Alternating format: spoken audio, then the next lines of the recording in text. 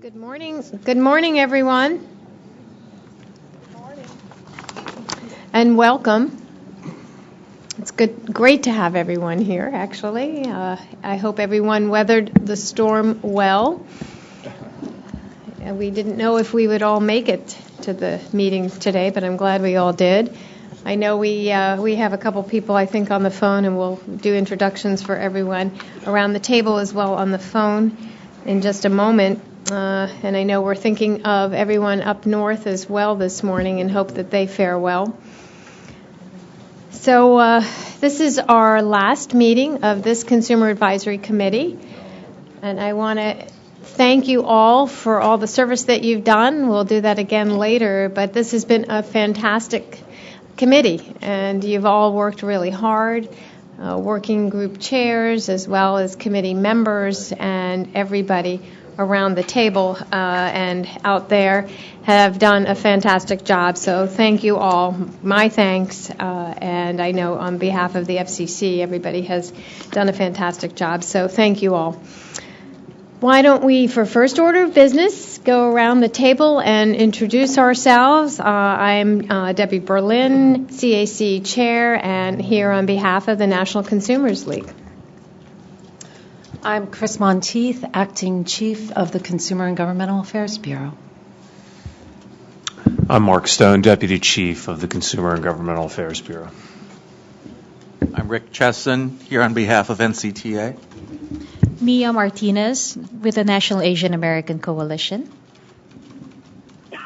Julie Carney with the Consumer Electronics Association. And Debbie, you're always so quick to give praise to everybody else, but I would like to thank you on behalf of CEA and maybe the CAC too, I hope, for your service to us. Thank you for being our fearless leader again. Amalia Deloney, are we on? Center for Media Justice. Ed Bartholomew with Call for Action. Good morning, Ann Bobeck from the National Association of Broadcasters. And this is Steve Posios with the American Consumer Institute, and I'd like to ditto Julie's comment. Thanks, Deborah. Mark DeFalco with the Appalachian Regional Commission. Chris Baker with AARP. Olivia Wine, National Consumer Law Center. Paul Schrader, American Foundation for the Blind. This is Rebecca Ledoux for the Speech Assistance by Telephone. Cecilia Garcia, Benton Foundation.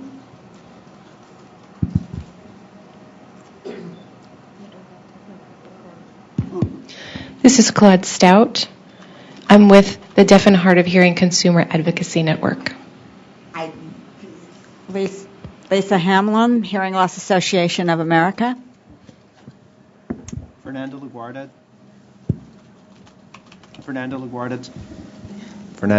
Time Warner Cable. Hi, I'm Mary Crespi with Verizon Communications. And I'm Scott Bergman with CTIA, the Wireless Association. I'm Barry Umansky with the Digital Policy Institute at Ball State University. And I'm Scott Marshall, and you guys always come through. Think I was worried about a quorum on Wednesday? Great. Well, welcome again, everyone. Thank you for the National Association of Broadcasters for supplying our food this morning. We appreciate the breakfast and the lunch, which will be coming. And thank you, Ann Bobeck, who is here in person to represent NAB this morning. So thank you so much. We have a number of people on the phone. I know that, Paul, you introduced yourself. Is there anyone else on the phone who did not make introductions? Hi, this is Louise Lanchetti, T-Mobile. Irene Leach, Consumer Federation of America. Yes, this is Porna Kashnar, speaking through a sign language interpreter. I am an alternate representative for Raja Khannar for Rochester Institute of Technology. This is Mitzi Herrera from Montgomery County. This is Tracy Morris from Native Public Media.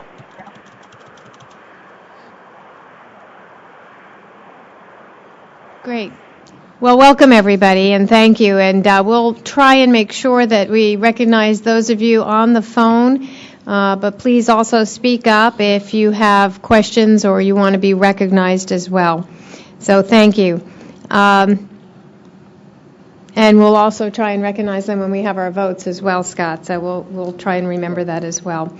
Excellent. Well, thank you. We'll get right to business now. As you all know, Chris Monteith introduced herself when we went around the table, and she's our first order of business to give us a full report on the Bureau. So thank you, Chris. Thank you very much. It's great to be with you all here today, and I hope that all of you and your families survived Hurricane Sandy without incident and everyone is safe and sound. We particularly thank you for traveling to D.C. so soon after this event. And as Debbie said, we all hope for a full and speedy recovery and the safety of those who were affected. I've asked my senior leadership, they're also members, team to join me today to brief you on all of the things that are happening in CGB. And I have Mark Stone and Karen Pelt-Strauss and Bill Friedman and Roger Goldblatt with me, who really cover the gamut of everything that we do in CGB, from the policy to the disability rights to the outreach and the consumer complaints and inquiries. So they'll be joining you to give you details on what's going on. Other FCC staff will also be updating you on some of our programs on which you've given us advice. And we're also pleased that the FCC's managing director, David Robbins, who, if you haven't met him, it's great for you to have this opportunity, and he's just a real asset for the commission. But he'll be joining you to discuss our website and our social media strategy, which I know is of great interest to you. As you know, and Debbie mentioned, this is the last meeting of the CAC for its current term. The chairman has authorized, and the General Services Administration has approved the renewal of the committee's charter through October 23rd of 2014. And I will certainly let you know as soon as we have information about membership on the new committee. I want to take a few minutes, though, to reflect on the rich history of the CAC. As you may know, this committee was first chartered in November of 2000 as the Consumer Disability Telecommunications Advisory Committee, CDTAC, which we shortly decided that was too long a name, or quickly decided that, what a mouthful, and changed the name of the committee to the Consumer Advisory Committee in 2002 to better reflect the breadth of its membership and role. Some of you have been members of the committee since the very beginning, and over the years, member organizations, some 50 in all, have cycled on and off the committee, and sometimes representatives of member organizations have changed. At the risk of embarrassing our friend Claude Stout, we have checked the records, and yes, Claude, you represented your organization at the inaugural meeting of the committee on March 26, 2001.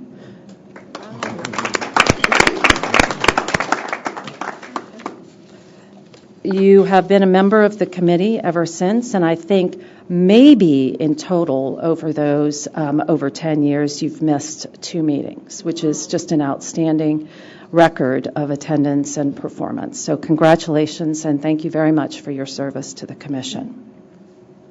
And thanks to all of you as well for your dedicated service, to your past chairperson, Shirley Rooker, and of course to Debbie, who's been just fantastic and who I've known for many years, and who continually meets with me to keep me abreast of your recommendations and activities.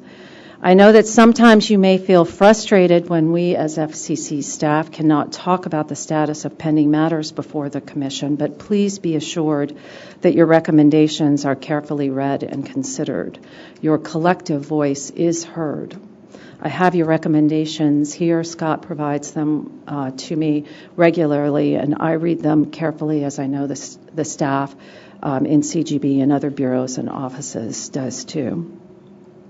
And by the way, sometimes we can respond quickly, and Bill Friedman will undoubtedly talk about your recommendation on the Commission's complaint process in our IVR and what we're doing to try and implement some of those recommendations, hopefully all of them, and hopefully in the short term. We were really gratified and impressed by your excellent work in this area, and particularly so quickly. We asked you to look at these systems, and truly within a few short weeks, we had recommendations that were very detailed and very thoughtful, and we appreciate that. We also very much appreciate your recommendations regarding broadband adoption outreach strategies and print and expanded non-English lifeline outreach.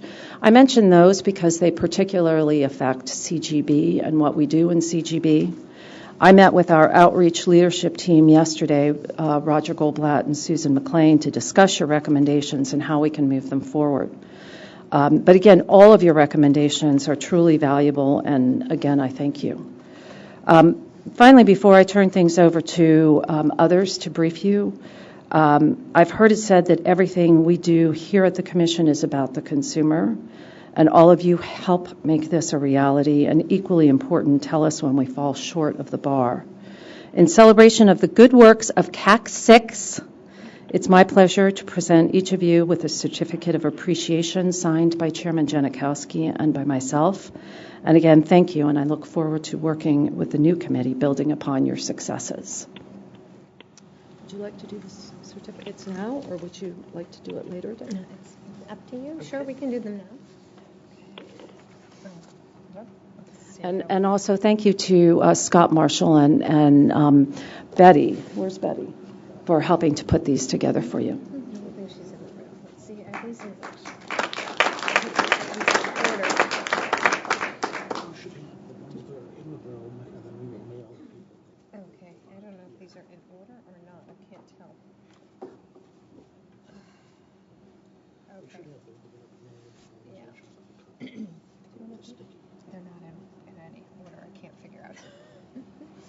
Mary Crispy with Verizon Communications. Debbie.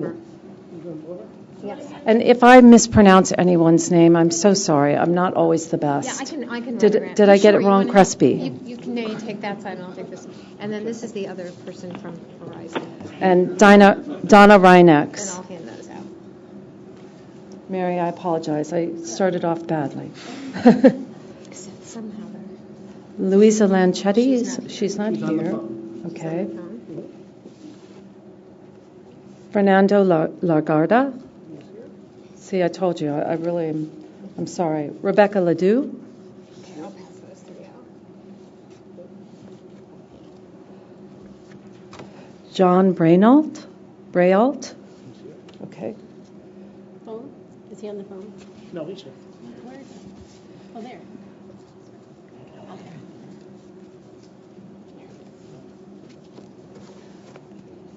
Olivia Wine. Rick Chesson. That's really where is she? She's up here. Mia Martinez. Okay, there's Mia. She's not here. Mitsuka Herrera. She's on the phone. Ann Bobek. She's here. Lisa Hamlin. Lisa's Barry Umansky. Claude Stout. Scott Bergman. Amelia Deloney. Julie Carney. Eduard Botalame. Shirley Rooker. Cecilia Garcia. Mark DeFalco. I'll take Mark. Stephen Posiak. Chris Baker. And last but not least, Deborah Berlin. Oh, maybe there are more. There are more? I think that's it, actually. These, did you already do this? Yes, I did. And truly, this is just a small token of the Commission's appreciation for all of your hard work, and we really do appreciate it. So.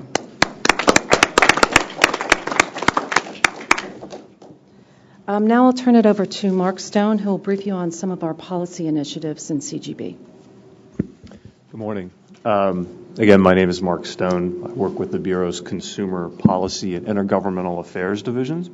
I want to update you briefly on some of the work we've done since you last met. At the Commission's October meeting, the Commission adopted new rules that the Bureau put together relating to that were designed to protect public safety answering points from unwanted robocalls. The item addressed a problem that implicates a fundamental goal, of the Commission in promoting the safety of life and property through wire and radio communications. The problem is unwanted robocalls to PSAPs. The Commission noted that the record shows that every day robocalls tie up public safety lines and divert critical first responder resources away from the provision of emergency services. The Middle Class Tax Relief and Job Creation Act of 2012 required the Commission to create a do not call registry for PSAP numbers and prohibit the use of robocallers to contact those numbers for any reason other than that for emergency purposes. As to specifics, the Commission adopted rules that first give PSAP substantial discretion to decide which numbers to include on the registry, as long as they are associated with the provision of emergency services or communications with public safety agencies. PSAPs will now be able to upload to the registry any telephone numbers associated with the provision of emergency services or communications with other public safety agencies.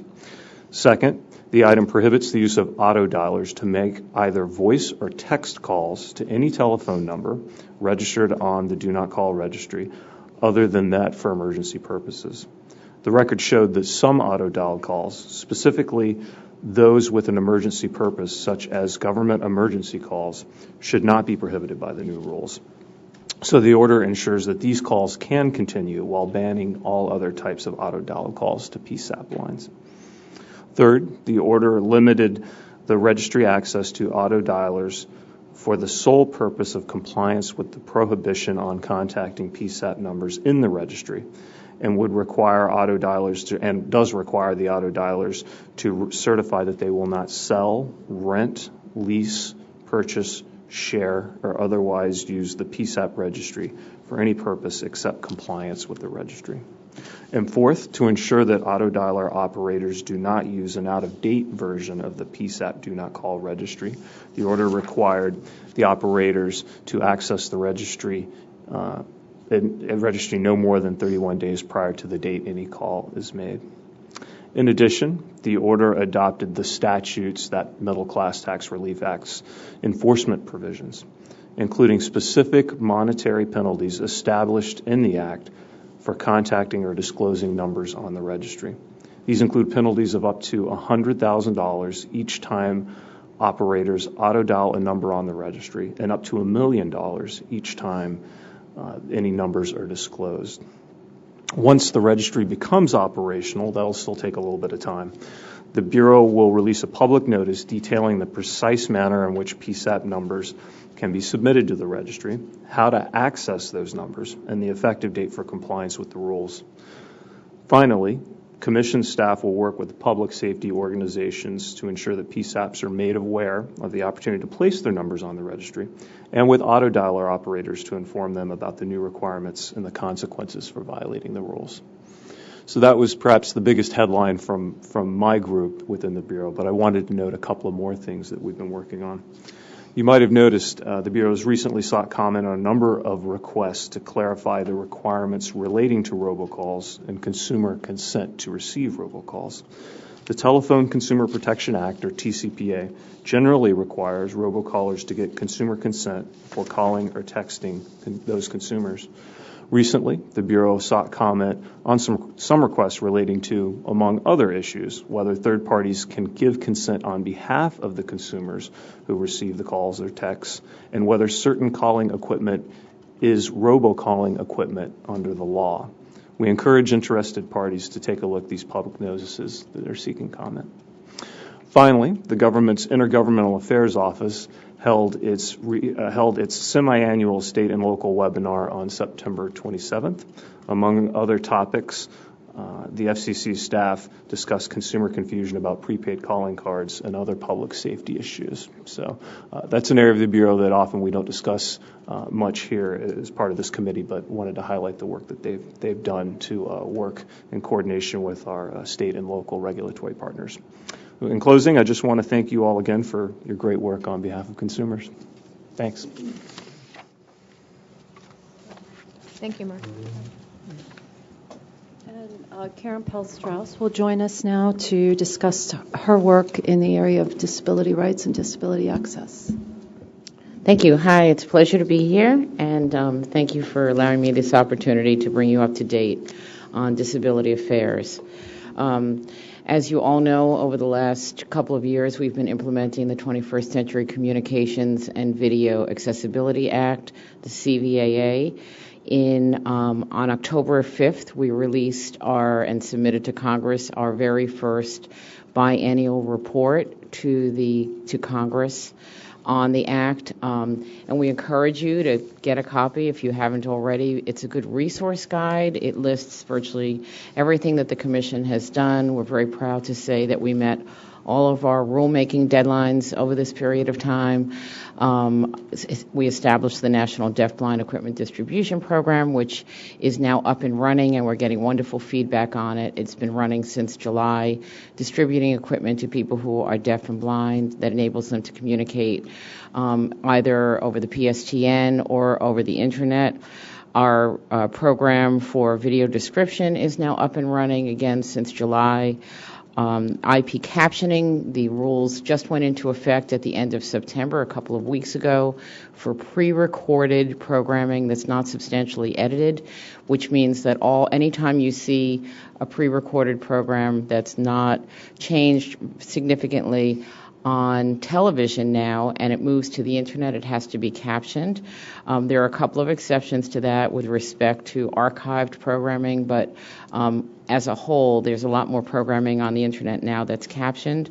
Our rules on advanced communication services have not yet gone into effect. They'll go into effect next October.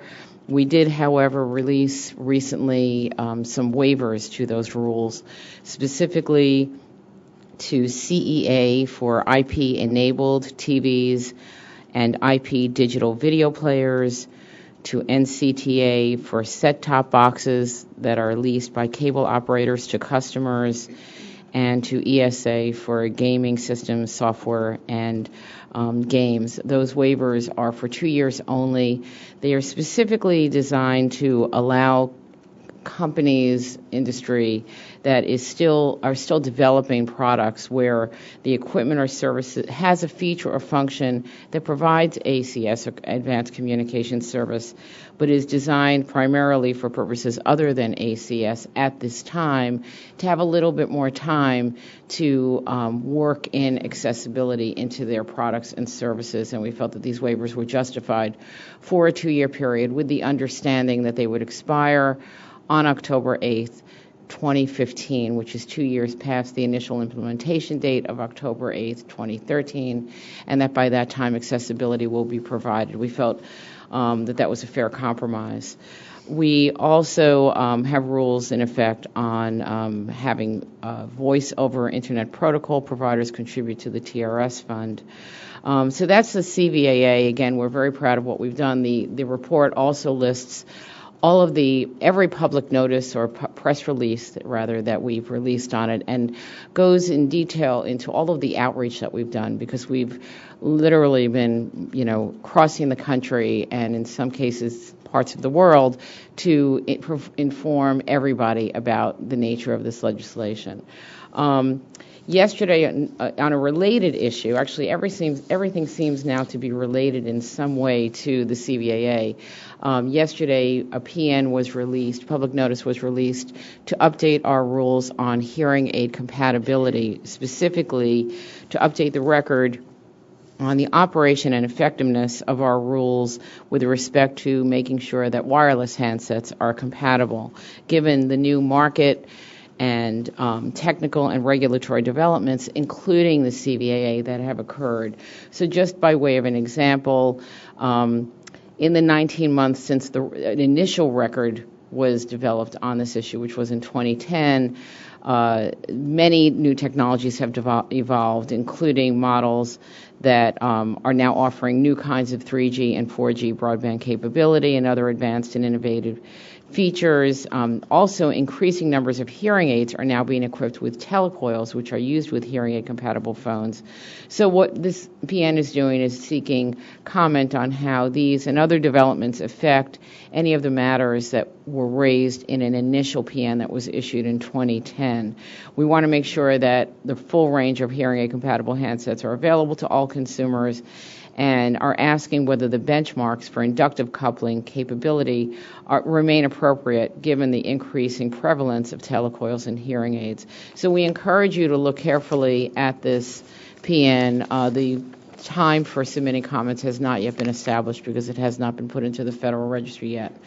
So we will put out a notice about that when that occurs.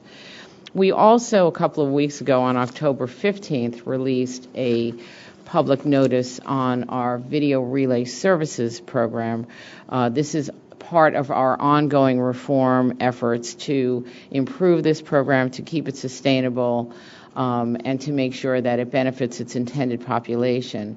In that document, we asked about using enhanced versions of the TRS numbering directory to provide features such as user registration and validation, call routing and usage accounting, as well as asked about the ability of and benefits to having a single or some kind of standard software-based VRS access technology or application that could be used on commonly available off-the-shelf hardware to further the Commission's goals of making sure that equipment used by VRS users is interoperable and portable. This document also asked about the new VRS rates. Comments on this have been set, the comment dates rather, are set for November 14th, and the reply comments are due on November 29th. Again, we issue access info alerts. If any of you are not yet on our access info list, we encourage you to do that. All you have to do is send an email to accessinfo@fcc.gov and say, please subscribe, and you will get information about everything that we do, including deadlines as they come up. In fact, yesterday we released a tip sheet on Access Info for how people with disabilities can communicate in the aftermath of the hurricane, including requirements for televised emergency programming to be captioned, for there to be alert beeps for people with visual disabilities. We also called all of the relay centers around the country or on the eastern seaboard yesterday and made sure that they're all up and running. So that's what we've done in the past, what we're about to now do in the future. We have a lot ahead of us still. We still have about, I'd say maybe a fourth to a third of CVA still left, with most of it focusing on equipment, video equipment, and making sure that equipment can pass through video descriptions, provide emergency access to people who are blind and visually impaired. There is a proceeding ahead of us on ensuring emergency access transmissions or the content on televised emergency programming to people who are blind and visually impaired. We're working on improving our accessibility clearinghouse. As you all know, we have a next generation 911 proceeding that's still pending that is looking closely at text to 911. Again, this relates to the CVAA in part, which gives us a directive to make sure that people with disabilities have access to 911. And then finally, I just want to mention that many of you are familiar with our sponsorship and assistance in the M-Enabling Summit, which is a summit that started December of last year to bring awareness to the need to make wireless devices accessible to people who have disabilities. We had a second session on that last June, and it has now gone around the world. It's made stops in various places. I was fortunate to attend one in Milan a couple of weeks ago. There's another one in Moscow. There may be one in Australia. And we are having another event here on June 5th. It may not be in this building, but it will be in D.C. We're going to see if we can have at least part of it here. So put that on your calendars. It's actually scheduled for June 5th and 6th. And that's it. Thank you. Bill Friedman, would you join us? Bill, update you on our consumer complaints and inquiries. Good morning. I work with our Consumer Inquiries and Complaints Division, which, as you know, is responsible for receiving and processing and in some cases resolving consumer complaints and inquiries that we receive. I had the opportunity to talk to you all on October 9th, and at that time you were good enough to provide us your recommendations on how we can possibly improve the processes by which we handle consumer complaints and inquiries that, as you know, we receive by website, by phone, by regular mail, email, and fax. As we've discussed, we are currently in the process of a top-to-bottom review of these processes to improve consumer experience in filing complaints and making inquiries, to ensure more consistency in the way we handle these types of complaints and inquiries, and improve the accuracy and reliability and utility of the data that we derive from these complaints and inquiries, not only for the Commission and its staff, but also to other governmental agencies as well as the public. We took many of your recommendations to heart and will continue to do so as this process continues. As I mentioned back in October, we took a number of your recommendations to improve the IVR, the Integrated Voice Response System, by which we take consumer complaints and inquiries over the phone. We are in the process of implementing a number of those recommendations, and we hope to have them online in the very near future. The importance to consumers of our complaints and inquiries process was certainly underscored during the events of this week in the wake of Hurricane Sandy and its devastating impact on a number of major population centers here on the East Coast. As you know, broadcasters were a tremendous source of information to people in these trying times, and our appreciation goes to Ann and the NAB and all of your members. Here at the Commission, the Chairman and our staff were also working hard over the weekend to help people prepare for this storm and also to cope in its aftermath. Our Public Safety and Homeland Security Bureau activated the Disaster Information Reporting System to allow communication providers in the areas affected by the hurricane to report on their infrastructure status and their situation awareness information. We also worked with FEMA and other federal, state, and local regulatory agencies and communications companies to ensure that our networks were up and operating and providing vital service to the public. Here at CGB, we've extended the hours of our call center to handle complaints and inquiries from the public, particularly those related to hurricane problems. We provided our CAMs with a script that covers the most common problems that we've heard from consumers so that they can help people when they call with their complaints and inquiries. And we're providing priority in handling complaints from consumers in the wake of the hurricane. Those complaints deal with things like lack of access to 911 services and captioning issues. It's just another example of how important our complaint and inquiry process is to consumers in providing critical and, in many cases, particularly during the last week, life-saving information. Again, as Chris mentioned, we were very, very appreciative and are very appreciative of the tremendous work that you did in your recommendations for the complaint and inquiry process, and we look forward to working with you in the future to make our processes as useful and efficient as possible. Thank you. Thank you. And Roger Goldblatt. Hi. Everything you've heard, it would be really great if people knew about it. But without an outreach operation, it just sits here. So we really have our work cut out for us here. And we've been trying to change and move outreach to be a lot more than it had been historically. I think we did a few consumer shows like ARP, which is a fine show, and others, and people come to our booth. But now we're trying to be a lot more proactive. We could do a lot more, and we have done a lot more. We've actually, as far as doing national shows, we started to do a lot more industry shows, but sites like CES and CTA, NAB. We haven't heard yet from CTIA, although we hope to do that. And we're finding that our exhibits there are actually busier sometimes than at the consumer shows, because a lot of broadcasters are consumers, a lot of carriers are consumers, and they'll say, what's this with this loud commercial stuff? You guys ever going to do anything? We explain about the COM Act or just general things. They go, how come, my data plan is so low? What are you guys doing about it? And we explain about bill shock and about, plans going on.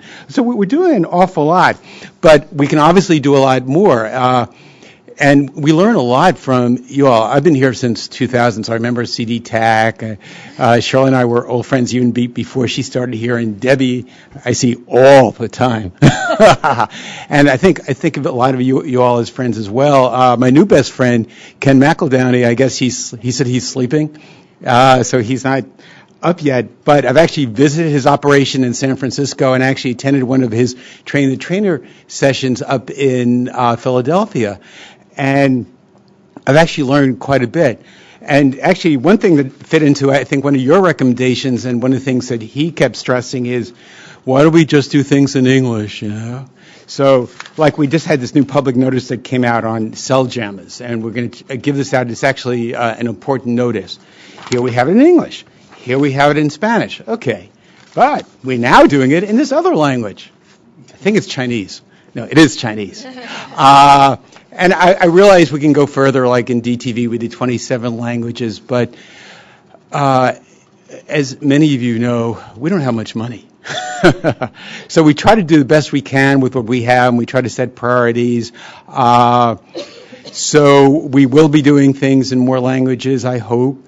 We also learned this whole idea of train the trainers is a fantastic idea, and we're going to be utilizing pretty much everybody around the table on that as well, because we can only reach so many consumers, but you all can reach more, and then maybe the people you reach can reach more. So Karen's operation has this access info is actually excellent. I don't know if any of you are on it.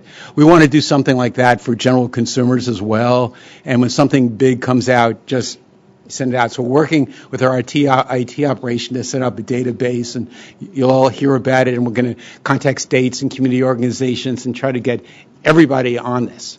However, one thing that we fight against every day, and I know it's come up at CAC meetings, is the underserved communities, the average consumers, they don't always have internet access. They don't always have a lot of modern technology to get a lot of this information. And so it's important for us, we're probably the most archaic operation for a lot of reasons, is we'll always bring paper copies of information to give out. Even we find certain constituencies, even if they do have access, they want something to go home and read. And they want paper copies to read. And so we make sure when we go to these shows, we still bring laptops, we bring monitors, but we also bring paper copies. And we really lead with very, very little. We don't waste paper. We don't waste anything, I tell you. We're good that way. Just the other thing is, too, is a lot of times we're told, like, we don't do enough. We don't get the word out as much as we should. We're trying. We're really trying. I don't want this to sound like an award show. Chris is fantastic. She has been, I've been through a heck of a lot of bureau chiefs, and they're all wonderful in different ways, but she sees the value of outreach, and she's been, like, super supportive. So a lot of times we can brainstorm. We can say, well, maybe we can't do it this way, but we'll get it out this other way. And I think we've gotten to the point that we're respected now. Every bureau, I'll get calls like, well, December 12th, the COM Act becomes effective. How we can get the word out. Or the Public Safety Bureau will call us and go, text 911 is going to be phased in. How are we going to let people know that they think it's already in operation, but it isn't, and it depends on a lot of factors. So we brainstorm with them, and we come up with outreach strategies, and we pretty much do it. Lifeline Link Up. We work constantly with the different bureaus. So we're becoming the resource that people call. They say, we're doing a workshop. The chairman's doing this. Commissioner's going out here. What groups should he meet with? And we're going to start counting on you more and more. Last thing I want to do is we're changing our outreach operation is also going to be outreach but also inreach, because it's good for us to get the word out, but we have to also be the conscience sometimes throughout CGB's role pretty much in a lot of ways is that of let policymakers know what's on people's minds, what's on constituents' minds. When we come back from a show, we go somewhere, we do these reports. We send them upstairs to the chairman's office. We say consumers are very concerned about this issue or that issue. Along with, I know a lot of people here at CAC, we find the new webpage a little daunting for consumers because we're at the shows and we're trying to show them how to find something, and we end up, I know I'm talking out of school, we end up going to Google and just say here, or we'll go back to the old page, because I think a lot of people unfortunately lose sight. Everybody's so into new technology, you forget a lot of these constituencies that we hopefully still remember, and we'll make sure people in FCC always remember, that don't have the wherewithal to figure things out, and we have to make things easier. And last thing is, while we are kind of archaic and we do things the old way, we do realize that there are a lot of new technologies that help. People, unfortunately, don't read as much as they used to. There are all these statistics that more YouTube videos are downloaded every second than anything else. So we're actually starting to do more videos on consumer topics. We're actually going to start having loops of like incentive auctions, COM Act, different things going on, bill shock. So people can like have 2 minutes blurbs on what's going on. And we'll find they retain that a lot easier that way. We're also going to do stuff like working with Howard and what's Howard's last name? Parnell. He's in our office. Web and Publishing, and maybe do like some games. Make it easier for people to retain what's going on here at the FCC. So anyway, in closing, thank you all. If I haven't bugged you before, I'm going to bug you a heck of a lot in the future. And thank you for your input. It really doesn't stop here. It really goes further. Thank you. Thank you. Yeah. Let's clap for everyone. So I think we hopefully have a little bit of time for questions. Sure. And for everyone who has presented, if people want, they can come up with appropriate questions for staff. So if you have questions, remember, raise your cards and raise your hand so they know to turn your mic on. And then when you do speak right into your microphone. I see Ed and then Claude. So Ed, and pull the mic up.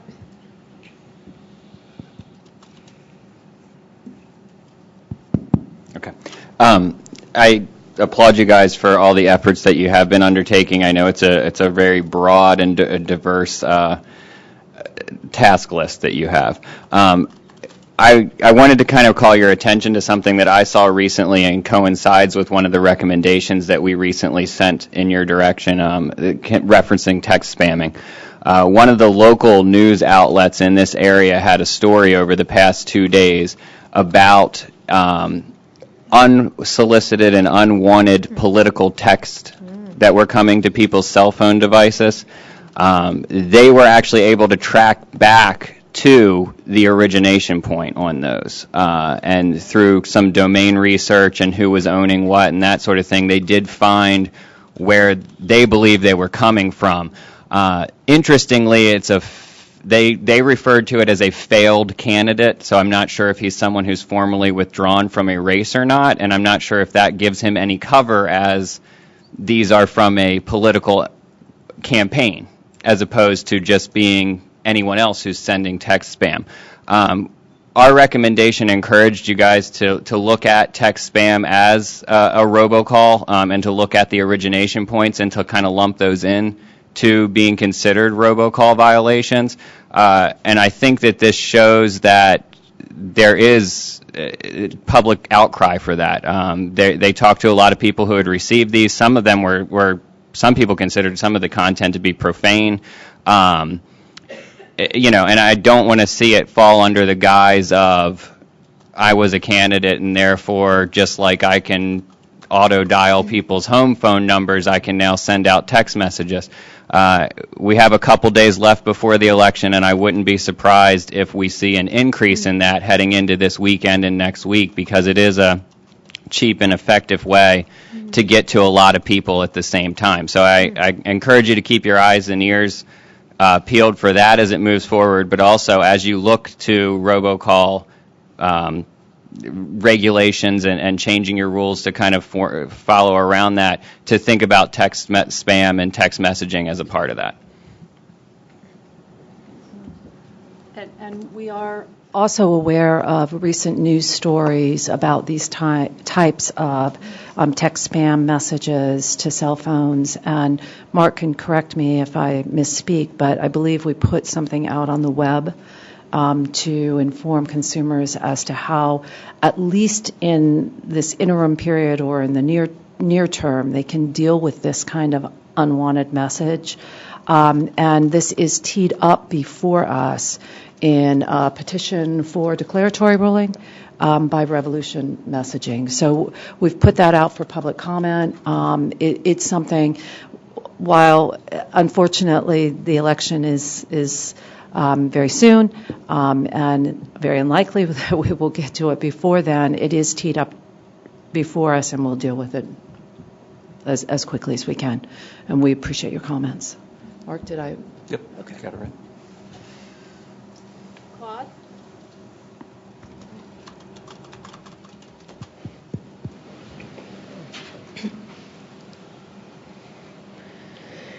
Yes, this is Claude. I would like CIC to be on the record for thanking Chris, Karen, CGB as a whole, and really all of the bureaus within the FCC for the incredible support and work that they have done with their staff with implementing and putting into place the CVAA and all of the activity that goes along with that regarding IP captioning, emergency communications, advanced communication service. It's really been tremendous to see. And the FCC has given the CVAA the kind of priority that we've seen with the National Broadband Plan, and that has made the disability community very eager and appreciative that we are deserving of those same kinds of efforts from the Commission. So I wanted to put that on the record and thank you. Thank you, Claude. If I could just also thank all of you, because this process went so smoothly, because so many times we had to call upon you, and looking at you guys who know who you are, to come in and give us feedback and input and help us work out some of the more complicated challenges that we had. So we couldn't have done it without all of you. Thank you so much for being so attentive and not only that, but cooperative and conciliatory. You really did. I really see this as as having been a very productive exercise in industry and consumers working together to reach compromises that seem to be so far working. So thank you.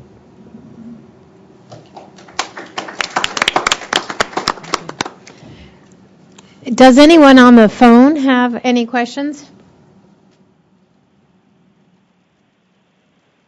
Okay, great. Well, keeping us on schedule, I want to just second all those thanks and thank you, Chris, for all your hard work and for coming down and talking to us every time we meet and giving great reports, and to all your staff as well. Thank you all for meeting with us and your leadership. So thank you. Our pleasure. Great. Thank you.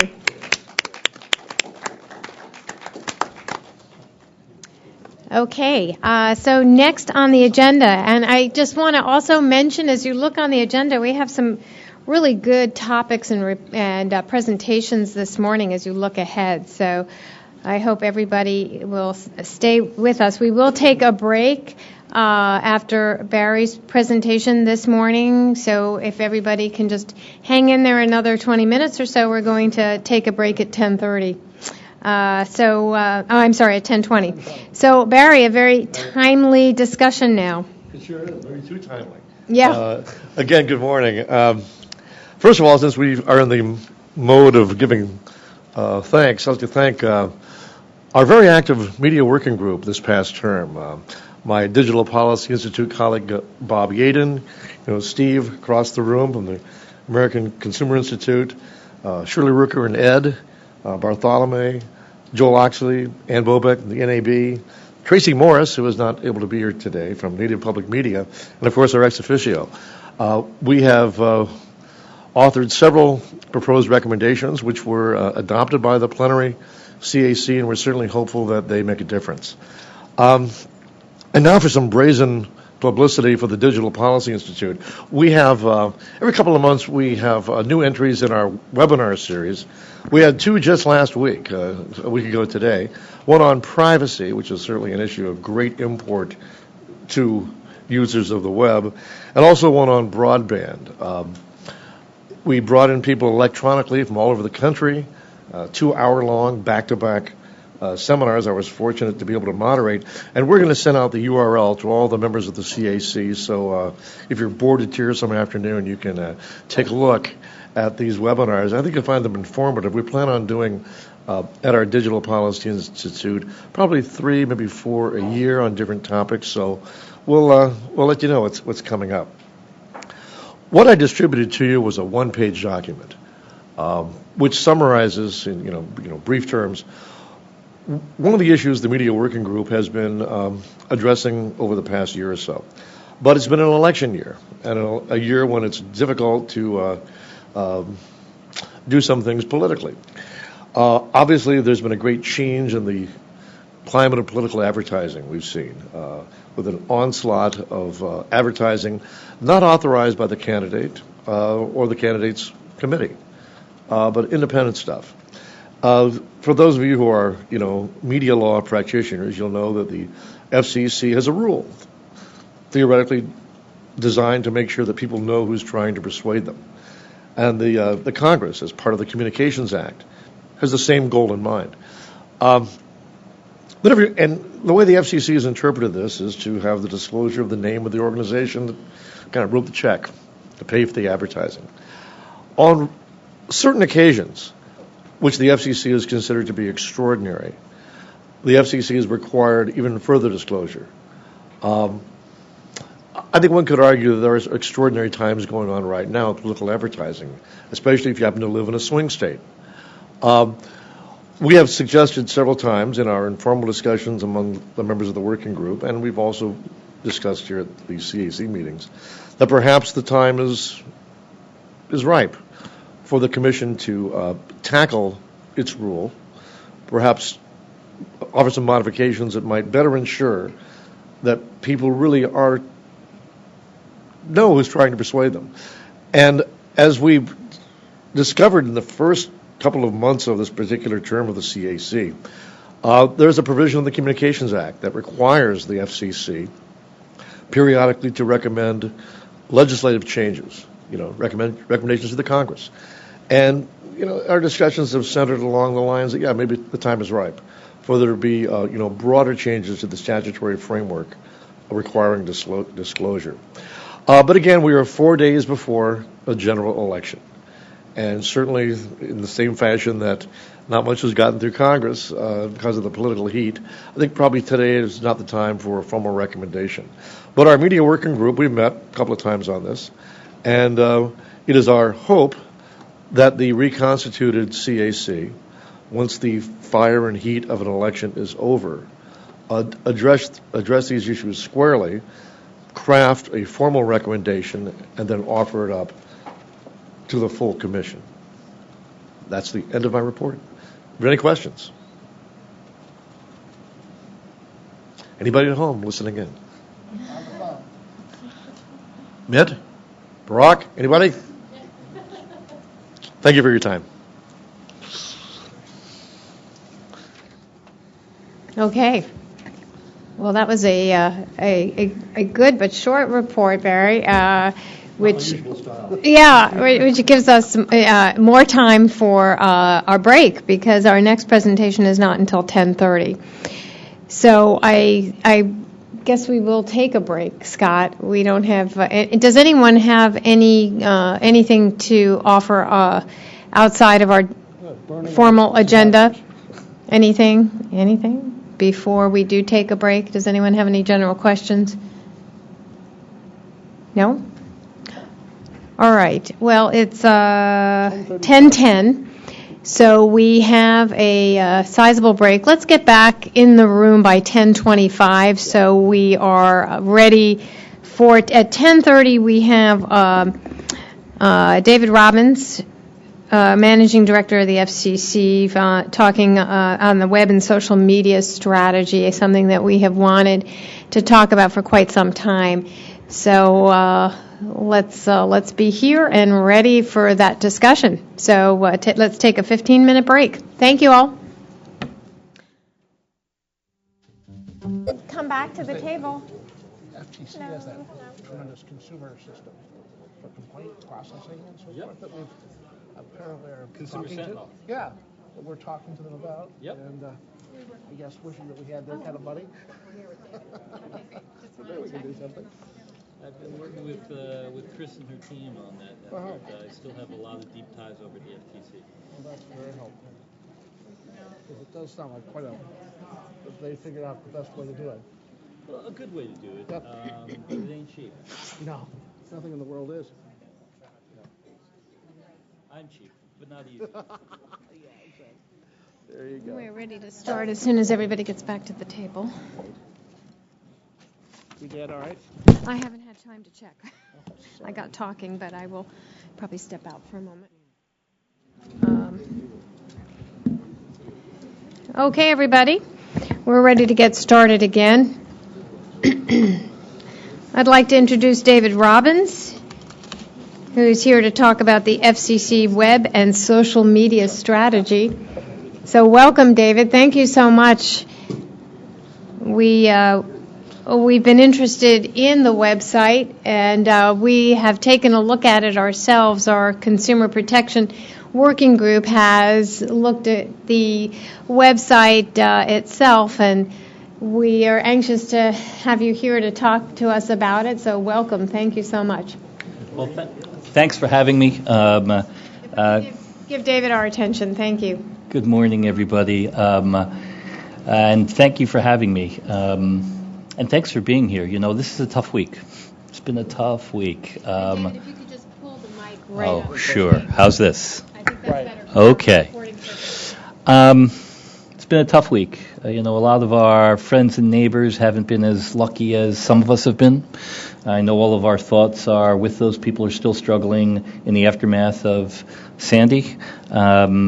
But it's nice to see that some business is getting back to normal, and I really appreciate the opportunity to be here with you today.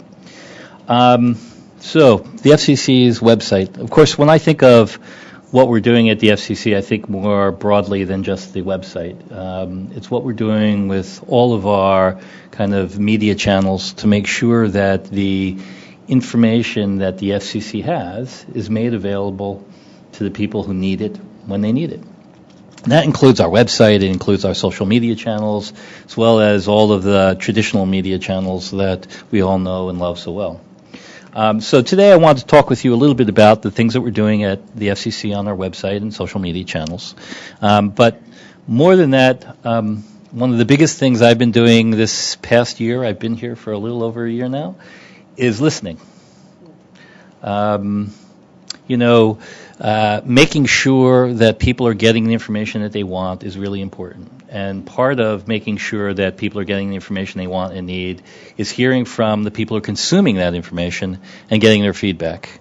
And I'm not sure if you've noticed on our various outlets, whether it's our website or our social media channels, change over the past year.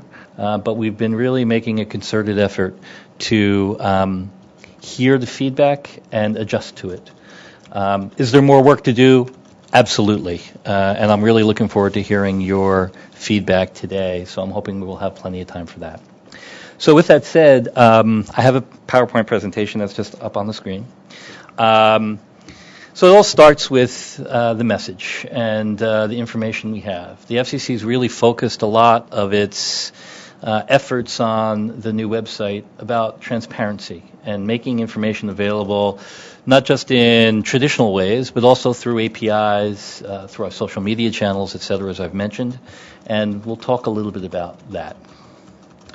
So I'm going to start with some of the things we've been doing on the content side. You may have noticed recently, just a couple of months ago, we released the Broadcast Public Inspection File, which is along the lines of what I was just mentioning, of trying to make information that the FCC has more transparent and accessible to people who might want to consume it. I think also one of the things that the Broadcast Public Inspection File has done is tried to make information that was hitherto only available in paper format in scattered locations, available in one consolidated place online. It was and is an important project that the FCC undertook over the past year, and it seems to be well received.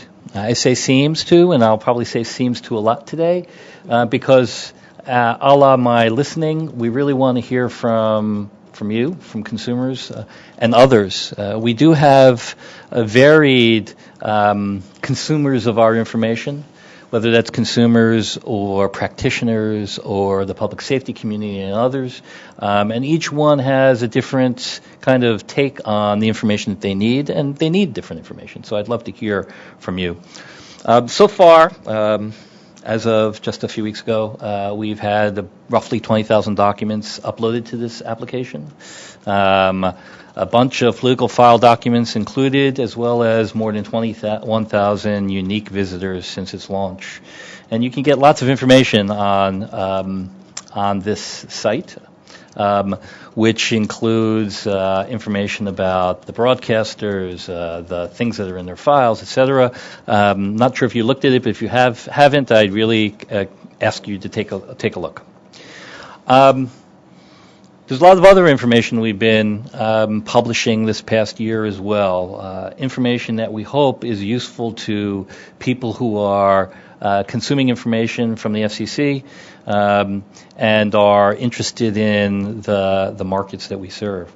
So some of those are the kind of content development we've done along the lines of microsites, whether that's measuring broadband, or our small business cyber planner, or Bill Shock, things which consumers might be particularly interested in, have tried to package up information about these various efforts in a way that consumers and others will find useful. And again, I'd really love to hear from you as to how those things are working. We do have on the site some limited amount of Spanish language content. We are kind of looking to expand that. And we also have a feature that does kind of computer-generated translation of our pages. But like any computer-generated translation of our pages, it's imperfect. But we continue to look for and find ways to improve that. Another kind of content that we've been publishing has been maps. So, like any, I think, federal agency, the FCC has lots of data. And finding ways to present that data in digestible, meaningful ways for people can be a real challenge. One of the things that our team has been doing has been, I think, really cutting edge, and that has to do with the maps I've just mentioned. And there's a whole array of them off of our /maps page, whether that's broadband availability or our mobility fund phase 1, or you see there's a number of them. And we have some planned for the coming months, whether that's pirate radio actions, new auctions.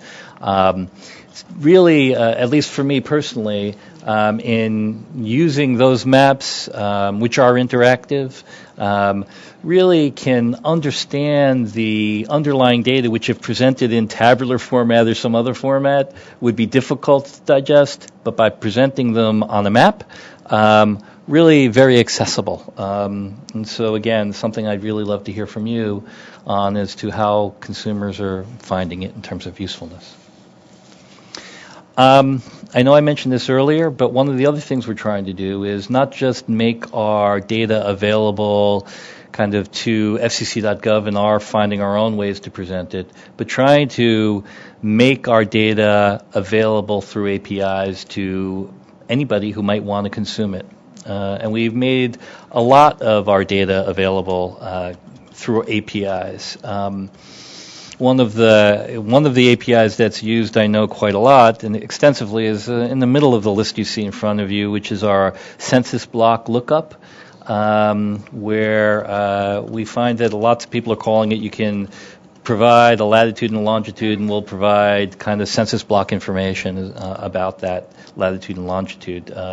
Developers seem to be using it a lot. But there are a lot of other APIs, and they're all published off of our /developers page. So making data available not only in the ways that we choose to present it, but the ways in which kind of people who are creative and developing apps and APIs, that's one of the things that we've really been thinking a lot about, and I think underlies a lot of what went into the redesign efforts that started quite some time ago. As I mentioned earlier, we also are doing a lot on the social media side of things, whether it's Facebook or Twitter, YouTube, etc. We're pushing a lot of our content out that way. I know I mentioned Sandy at the outset of my comments. We've been actively pushing information that we think consumers will find useful via our Twitter feed. And I'm very proud of the fact that the FCC is one of the 10 most followed Twitter feeds across all of the federal government. Of course, we always hope to be number one, and we will continue to work that. Not just to be number one, but because we think the information the FCC has is really valuable to people. That's why we think people are following us, and that coupled with a real active strategy to publish information that's of use in a timely fashion through that mechanism. So follow us. Something that's coming.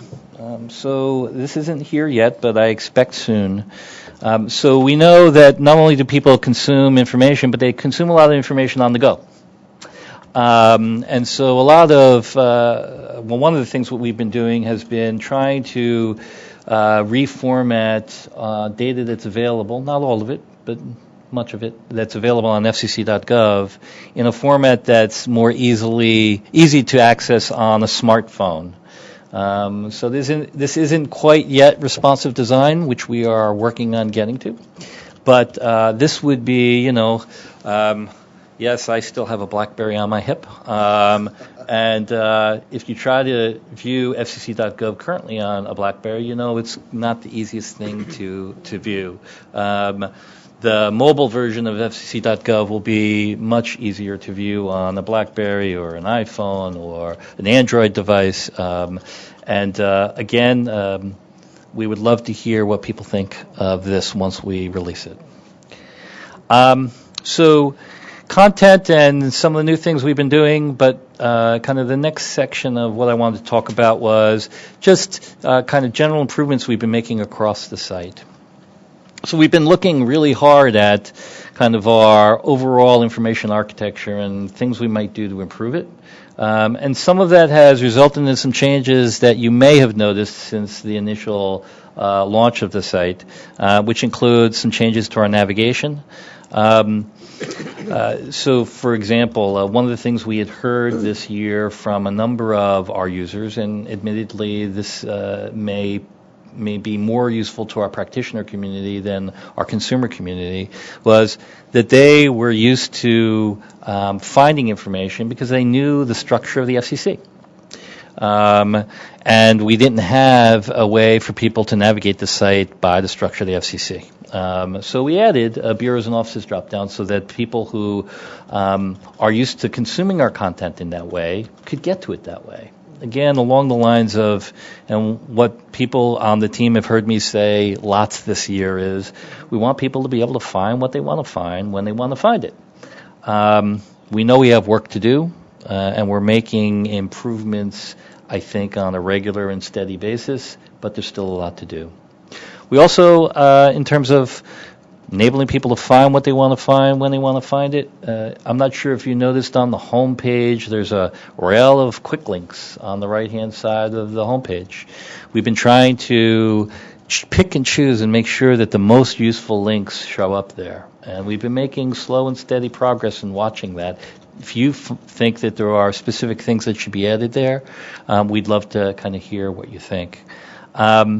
We also have done work just on some usability items. So a lot of people we have talked to this year said, hey, what we really do is we go directly to your headlines, and that's how we find information.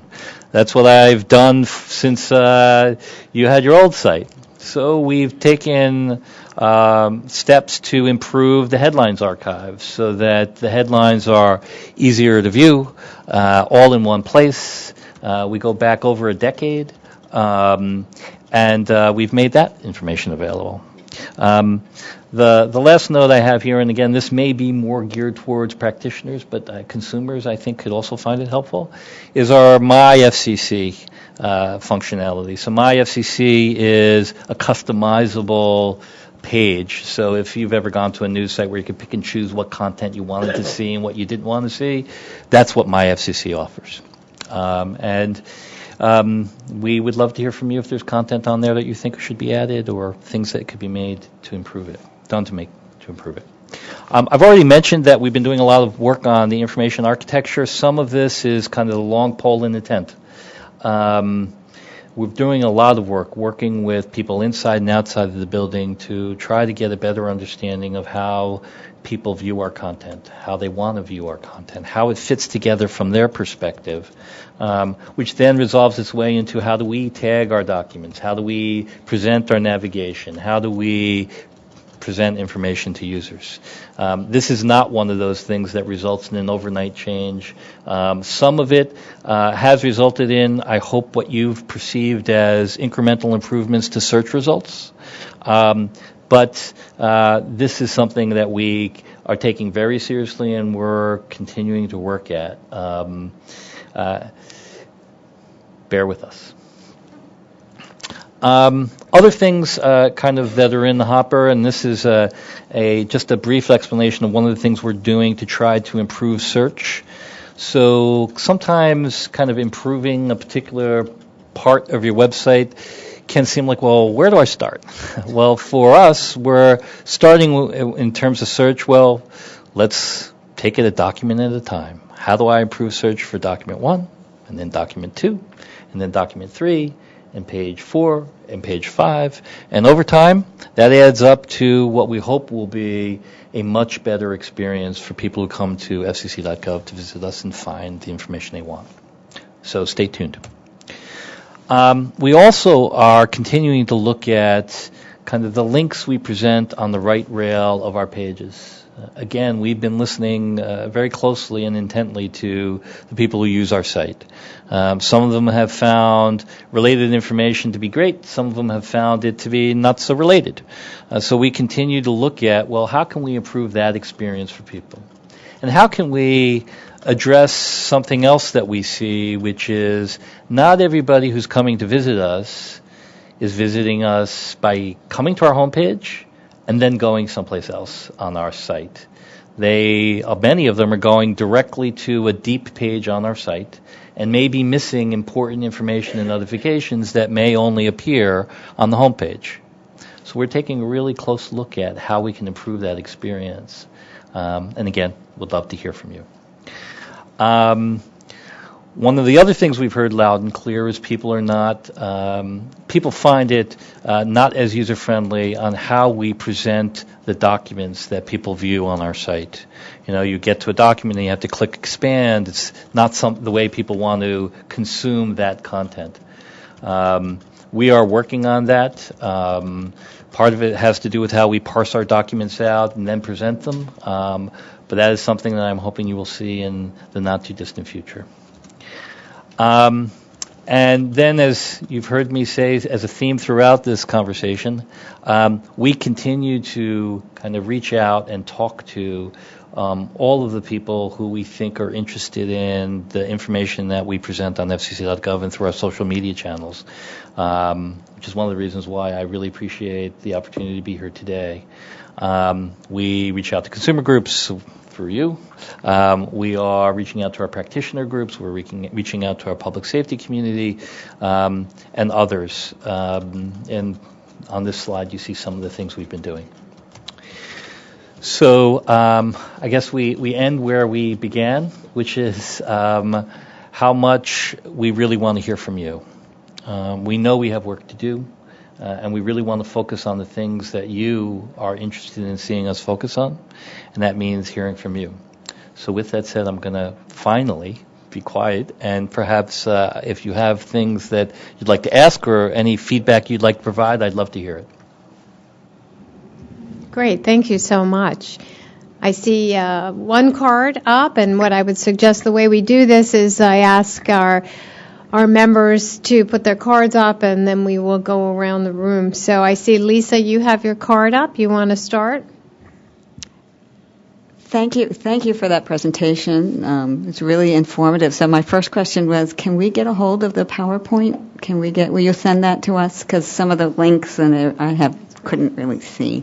Consider it done. Thank you much. The other thing was, I wasn't sure I heard this. I know you talked about Facebook and Twitter. Did you say you were going to include YouTube as a way? We have a YouTube feed, and you can find us on YouTube. If any of the kind of our presence is hard for you to find, we're happy to send out links to those as well. So can I ask, is that all captioned?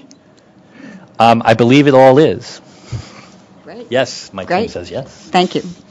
And I will say, just explicitly, accessibility is really important to us. Doesn't mean we've done the perfect job of it, but it is really important to us. And should you find content that you think is not accessible as it should be, we'd love to hear from you. Chris Baker. Hello? Can you hear me? Well, first, I want to thank you for the changes you've made. I've definitely noticed a difference over time, and I go to your website a lot, and you can see the changes. But I do wonder, one, is the old site going to go away? I mean, you have the link on the top of the page, and if it is, when? I'm also curious, do you have I know it sounds like you're customizing the site, or allowing the site to be customized for people with different. But do you have a target audience? I mean, there's people come, as you said, come to it for many different reasons. How do you go about? I'm just sort of curious as to how you go about doing that. So thanks. So one at a time on the old site. So. The answer to the question is we're not planning to take down the old site for the foreseeable future until the new FCC.gov is the feedback we hear is that, wow, it's really meeting my needs. I can find what I want to find when I want to find it more often than we are hearing it now. We're going to keep the old site up. I will also tell you that part of that is also because we are still working to migrate some of the content that's on the old site to the new site. So even if you're on the old site, you will see that some of those links will bring you back to the new site. That's because as we migrate that content, and migration is not just it would be easy, just copy every page. That's not what we're doing. We're trying to update and improve as we migrate. So not for the foreseeable future.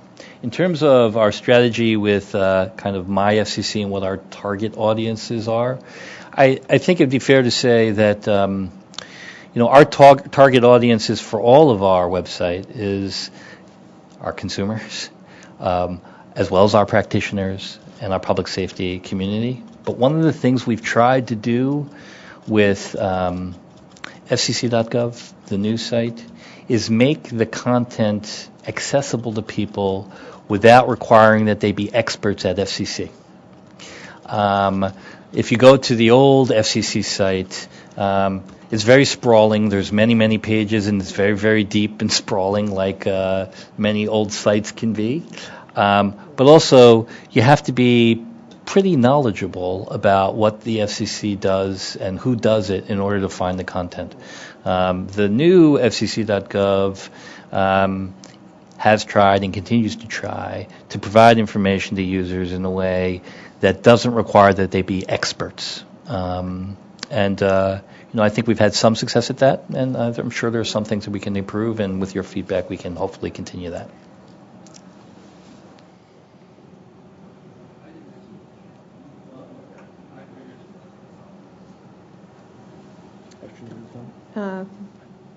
Rick and then Ed. Just a quick question about the old site. Sometimes you're not looking necessarily for documents or information, but you're looking for people.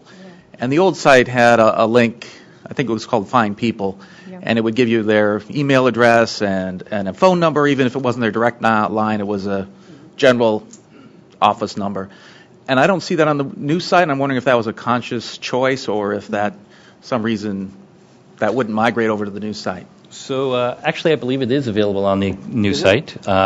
Of course, since you can't find it, it's one of those things we need to improve. But I also say that one of the things we specifically put on, for instance, the mobile version of FCC.gov, which is going to go live soon, is actually that particular feature because it kind of made sense if you're on your mobile phone to find people. But that is available on the new site. Okay. Yeah, I think that's a point I was going to make too. It's just not easy to find, and so I always go to the transition. I go to the old one to look for people. So, Ed.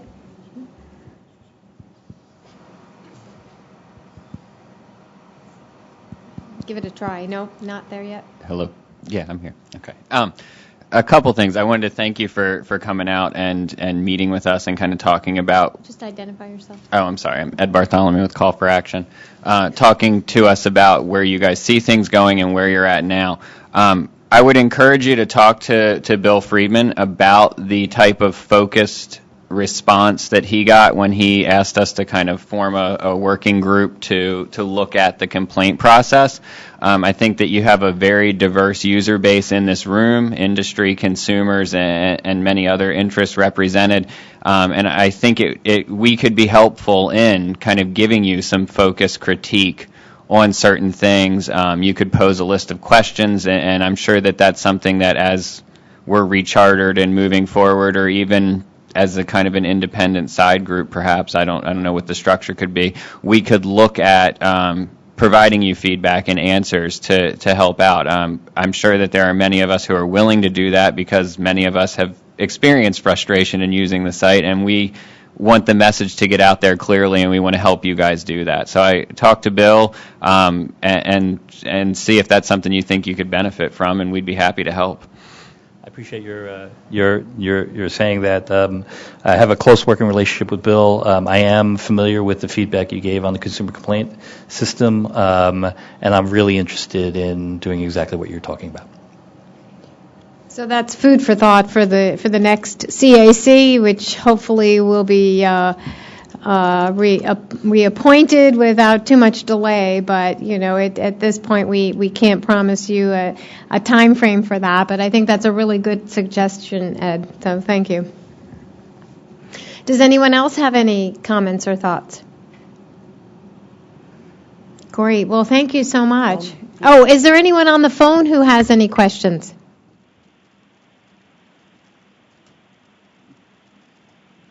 Okay. Thank you so much, David, for coming and for your presentation today. Thank you for having me. Thank you. Excellent.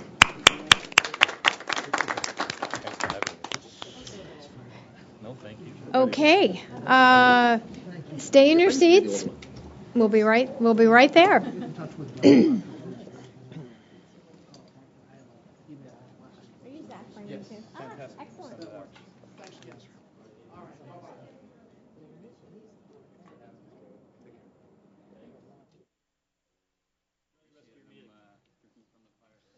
Yes, indeed. How are things going today? Very well. Very well. We are right on time. Oh, I had noon for some reason, but it could be that it moved up. You moved it to 11. Yeah. So we're ready for you. Okay, so. I was getting here early. Hi, Zach. How are you? Scott Marshall. Scott Marshall. Here, Scott. Been working with your associate to have you here, and we're Yeah. glad to have you. Thank you. Thanks for having me. Indeed. So this is our next Here, presentation. might be able to help. So yes, so do you have your own laptop, or do you have a, you could also. I have my own laptop, but I Has this could. on a laptop? You could do that. You could do the presentation on it. Oh. All right, I'm fine, Scott. That's great. Yeah. It's amazing, isn't it? I think we've got a rationally scheduled. That's because we have no commissioner speaking. They usually get us off schedule. But that's a nice reason to be off schedule. It is always a nice reason to be off schedule. Yeah. Exactly. Perfect. I can check to make sure it's coming up. Great. Should I would love you to address it. You can sit right here, which is where we usually put the. Now, can we put this one down? Do you think? I'll put this down, so we can put you right here. Seeing your laptop is here, and I think that would be easiest for you. That's great. Now, how long can you stay with us? Do you want to stay to Jordan's presentation? Do you know Jordan? Yeah, I'd love to catch him. So Yeah. I guess he's we coming. must have had Luke and I must have crossed wire. Well, we paths originally somehow. had you at noon, and then we had a spot open up at 11, and we thought, well, we'll have you so that we don't have anybody cutting into the lunchtime and people getting answers. So I probably will stay for Jordan's because I'm planning to Stay for kind of. Jordan's. Okay, great. And then maybe we can have 5 minutes after that. Yeah, I'd Jordan love to shows have up. you. He can also be a part of the question and answer for Connect Compete because he's also been very active on the FCC. Commission's been so active. But yeah, He may or may not.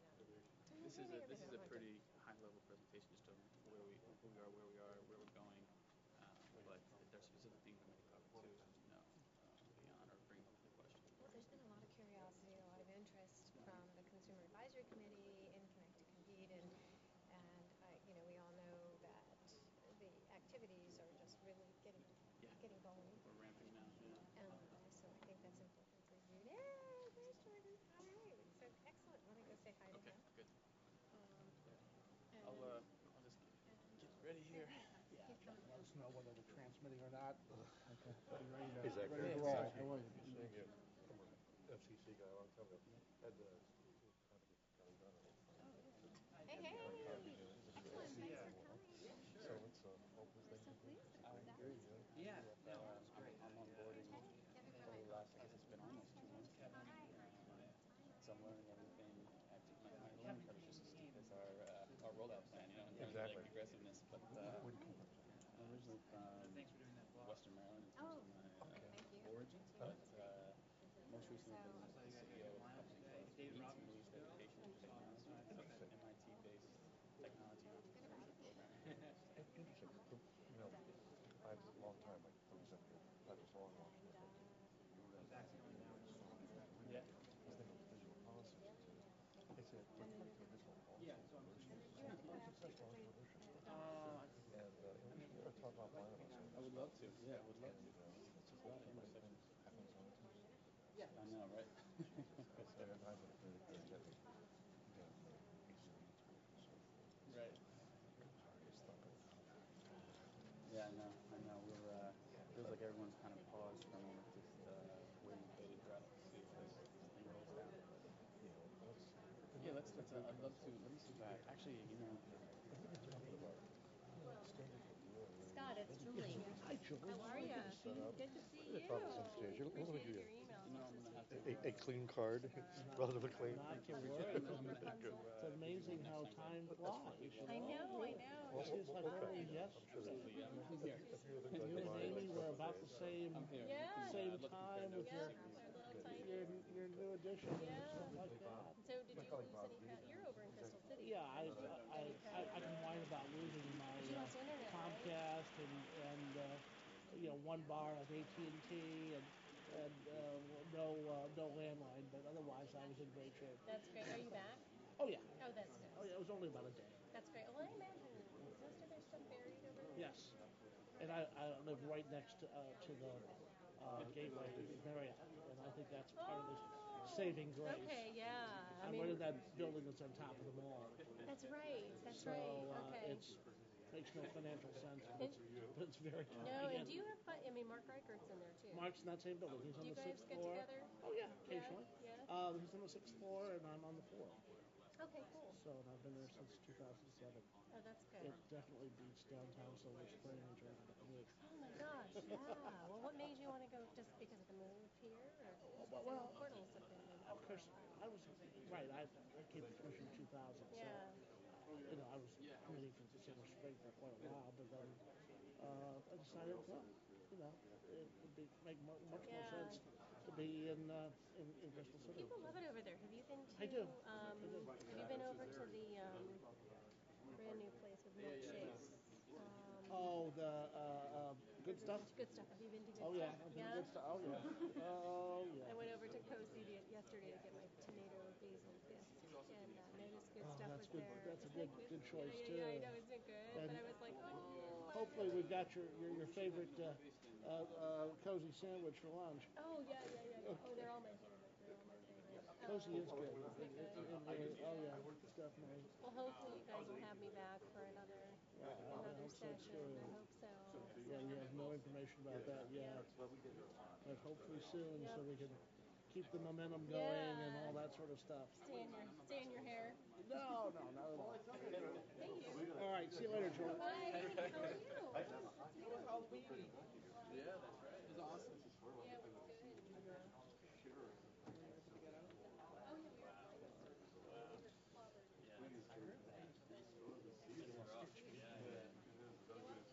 I've been abroad, so I'm happy I'm not watching. Oh, I love it. I'll eat up anything that's available.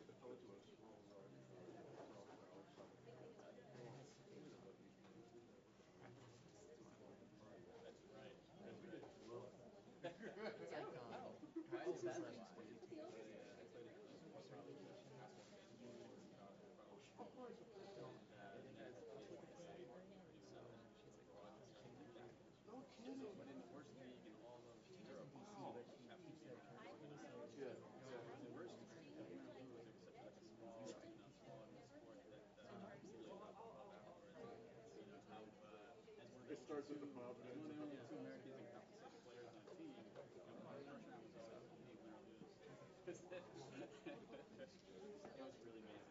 Hello, is anybody still there on the phone?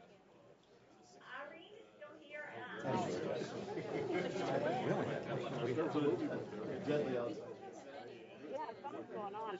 There was music before on the break. I can wait for you, Scott. Sure.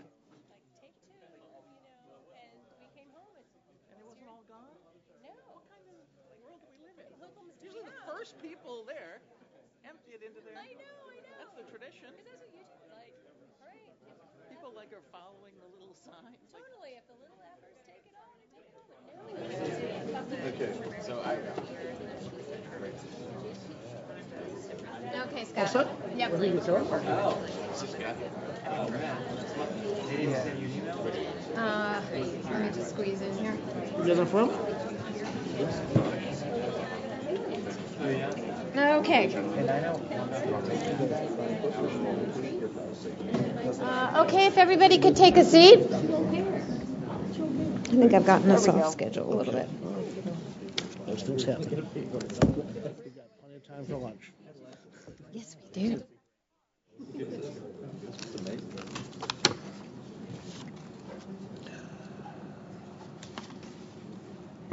Is everybody in the room in their seats? I think so. Excellent. Well, I'm very excited to introduce Zach Leverens. He is the Executive Director for Connect to Compete. I think, Zach, you've been with Connect to Compete for about 2 months. Is that right? That's right, yep. And for all of you who, I think everybody in the room probably knows that Connect to Compete is the entity that's initiating a lot of the broadband adoption efforts that the Commission has been working with, and it's an interesting program that we have heard about previously, but we have been very interested in hearing more about. So we're very excited to have you here today, Zach, to tell us a little bit more about what's going on with Connect to Compete. So thank you. Thank you. Is this okay with the sound and volume? Okay, great. Thank you for having me. Really excited to be here to update you on where Connect to Compete is and its evolution as a nonprofit that's really trying to address the digital divide and close it in the ways that we know are most appropriate given the barriers to access and to adoption. So I just want to first say thank you for having us here. If I become repetitive in what you've already heard about Connect to Compete in this presentation, we can skip forward and get straight to some of the questions and answers. I also want to just thank Jordan Uzdan and his team, which are sitting behind me, I think, watching over the shoulder, figuratively and literally. Jordan was a big part of the vision for Connect to Compete, along with the chairman and with Josh Gottheimer, who really led the thought leaders. Were the thought leaders behind this idea and behind its construction into what is today, I think, going to be a very impactful nonprofit as we ramp towards 2013 at a national level. So thanks, Jordan, for your work on this. Connect to Compete, I'm going to move forward in the slides, was first initiated at the FCC in 2011, public-private collaboration that's really committed to bringing low-income Americans and minority Americans digital access, digital literacy, education that makes the digital opportunity available and all that means around education outcomes, health outcomes, economic outcomes, etc. It was first incubated at One Economy and is now kind of stepped outside on its own. It wasn't just incubated, it was actually part of One Economy, I think, in the first few months as a program, and has now become an independent nonprofit operating on its own with its own board of directors and governance structure. It's being incubated, however, in this first phase, which is a nice way of saying we have some free real estate and office space at Living Cities in Washington, D.C. I'm serving as the first employee, officially, of Connect to Compete, and my job, I told Deborah I've been drinking from the fire hose over these first 2 months. My job is to build our own team to really take this vision and translate it into a set of goals and corresponding priorities over the next several months that's going to really realize the potential that this collaboration has to reach this target population. So we know who the non-adopters are through a lot of the research that's been conducted over the last decade or so. We've been working closely with the Joint Center most recently on building, John Horgan there, on building a set of metrics and measurement and evaluation tools that will help us measure as we move forward. But we also know, at the high level at least, what it is we're trying to accomplish and the barriers we're trying to overcome. Digital literacy, costs, that's a price point, relevancy, and some piece about marketing as well have all been kind of established as what is keeping this population, for the most part, from adopting internet and all the benefits that is included there. We're going to focus a lot on relevancy in our own work that we're doing as a nonprofit. We're also aggregating and coordinating the commitments of the cable industry's internet offer at $9.95 and some of our partners around the device, the hardware, software offers, and making sure that they get delivered with integrity to the population that need them most. But we care a lot about, as our own mission, about creating that sense of relevancy of how this population understands that they're going to be able to do what they're already doing, but better by using the internet and being online. So for us, the movement around marketing and relevancy is paramount. 4 quick key drivers that I think that we want to make you aware of. Awareness is the first piece that we're really building towards, understanding how technology and broadband can be used to improve lives. This is going to be the backbone of our $90 million 3-year ad council campaign, which we're at the very last stage of finalizing the creative, and it'll be slated to launch in the first quarter of 2013. Access, so this is both in terms of the affordable broadband and device offer, but also in terms of best-in-class content through a host of partners that are in the education space, the jobs space, and digital literacy space. And we'll talk about a few of who those people are in a few slides. Adoption itself. So how do we know from our spring pilot and from best practice that adoption happens not just through this kind of high-level national partnerships and the messaging, but at the very hyper-local level in the way that schools, parents, community leaders, formal and informal structures of leadership help push and drive adoption itself and the enrollment in these type of programs. And then lastly, it's really important for us to be data-driven in the way that we think about our approach, the way that we measure success, and then revise the program over the next year, 2 years to meet our goals on adoption, both in terms of the output metrics, the absolute numbers of new users in this target population, but also in the correlated social goals that, around education, jobs, and health, civic engagement. There's a whole kind of list of things that we want to prove out in terms of the way that we believe adoption can improve our lives in our country. This pretty slide is kind of gives you just a snapshot of the many partners who are on board with us to make this a reality. And our chief task is going to be how to figure out how to bring these type of national level partnerships to bear at the local level in appropriate and context-specific ways that really drive the bottom line on adoption and its relevancy, and allow people to take advantage of these great offers that are being delivered on the hardware and broadband. I want to touch just for a moment the small pilot that was. This predates me a bit, and maybe Jordan will talk about it later when he gives his overview. But San Diego was a 6th district, about 50 schools that participated in an initial pilot. It was about an 8-week offer, and we were. I think the bottom line here is that we were happy with the results, which exceeded some of the expectations we had on the percentage of households who would make a purchase of either the internet or PC offer. So in the end, it was about 9%. There was expectation that was set based on some of the precedent for this population around 4%. So I think that's a positive result, but we're very careful to note that it was a very small, controlled study, and where we saw the most uptake on the offer, and we're in schools where there was a really high level of participation from the schools themselves, the leadership, the principals. Hard thing to replicate at scale, but not impossible, and something we're taking into the way that we roll out our national pilot this fall. So the fall pilot is a larger test run of the offer, really trying to figure out how across different geographies and with all of our partners on board, from the cable side and from the content and training side, we can create the systems and processes that allow this to be successful. So it's in 22 states, about 1,000 schools this fall. All those offers are actually currently live as of this week.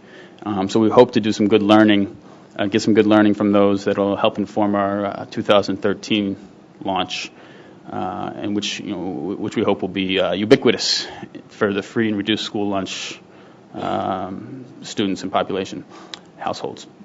So one of the things we're testing here is how the collateral is actually received by the schools and the parents. Is it on one unified, co-branded flyer, or is it in multiple flyers? How do we use the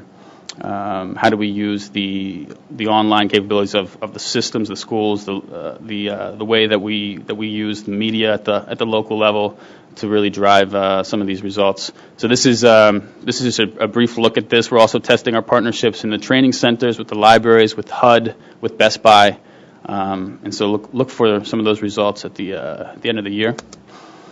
And then as we go towards 2013, I mentioned the Ad Council campaign with this key message of do what you're doing, but only better.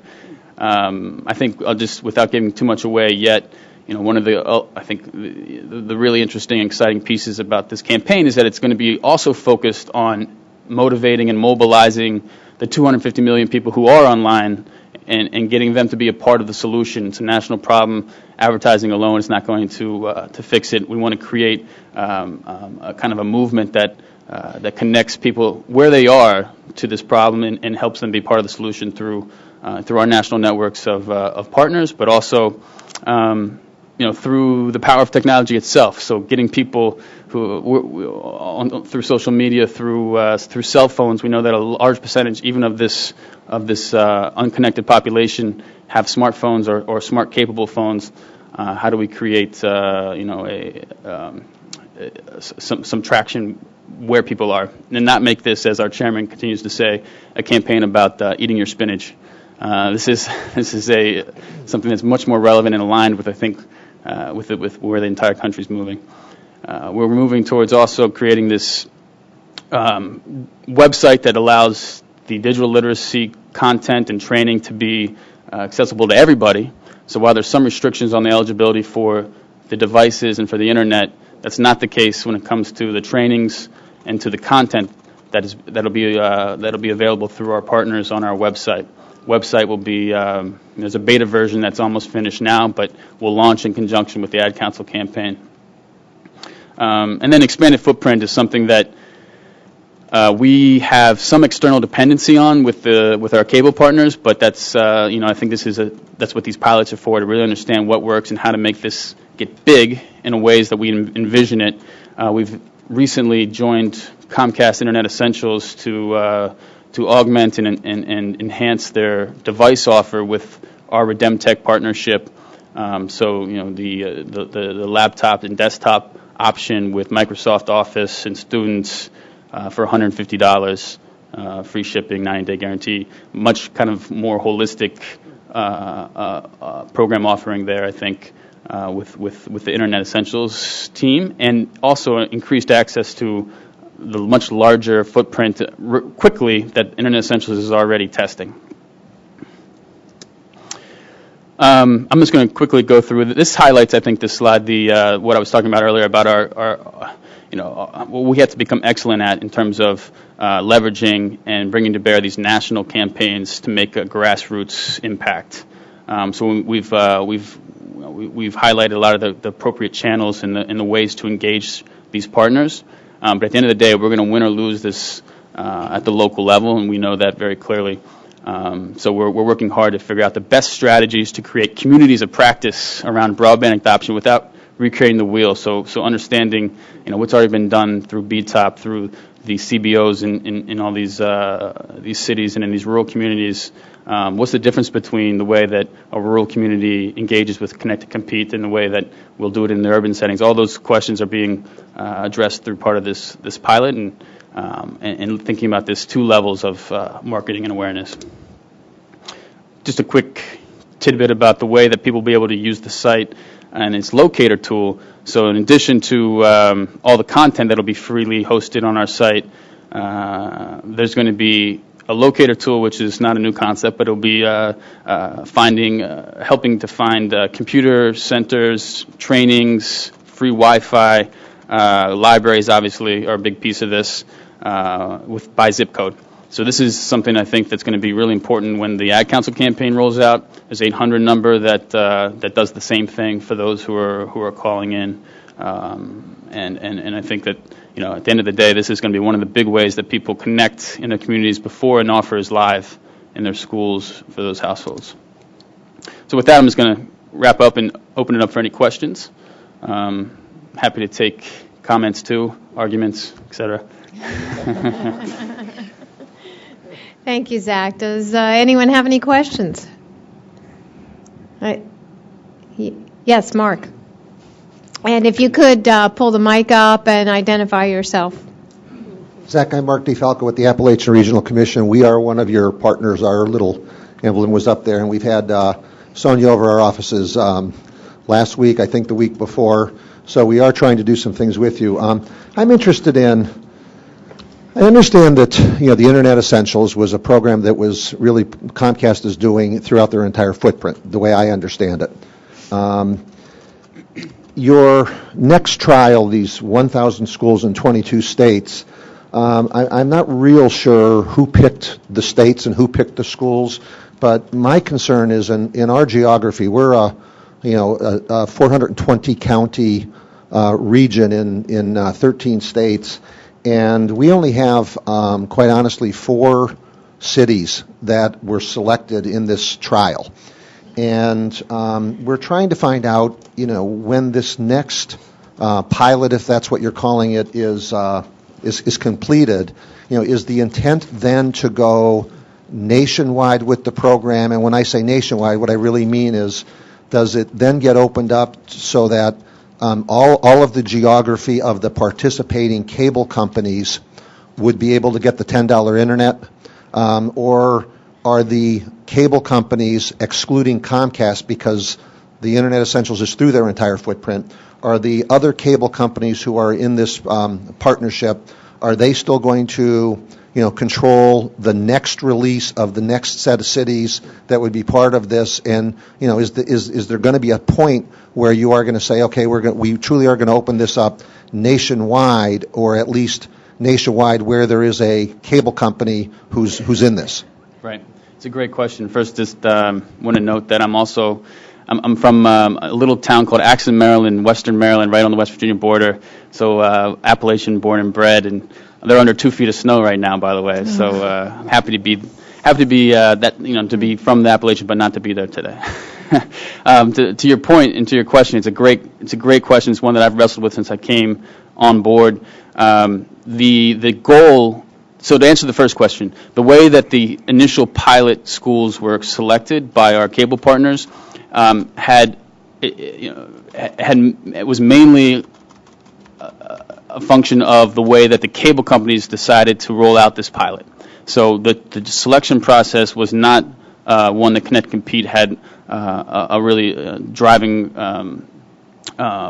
decision-making role in that. So we were mainly about negotiating where we thought would be good places in the first 1,000 schools. And at the end of the day, this is the external dependency I talked about. It's the choice of our cable partners on how they want to roll this out. Now, the vision that we have everyone at the table to meet is about the shared vision about creating the opportunity at the right price point for all Americans within this eligibility structure.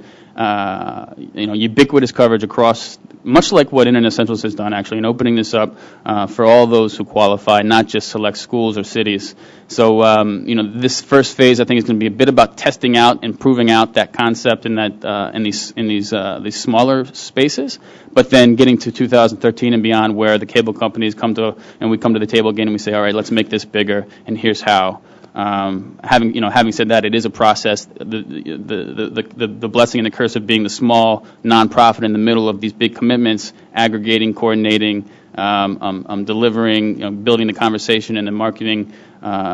It still puts us at a disadvantage in the way that we don't really control the product, but we control some of the messaging and the way that we as a partnership decide to get big together.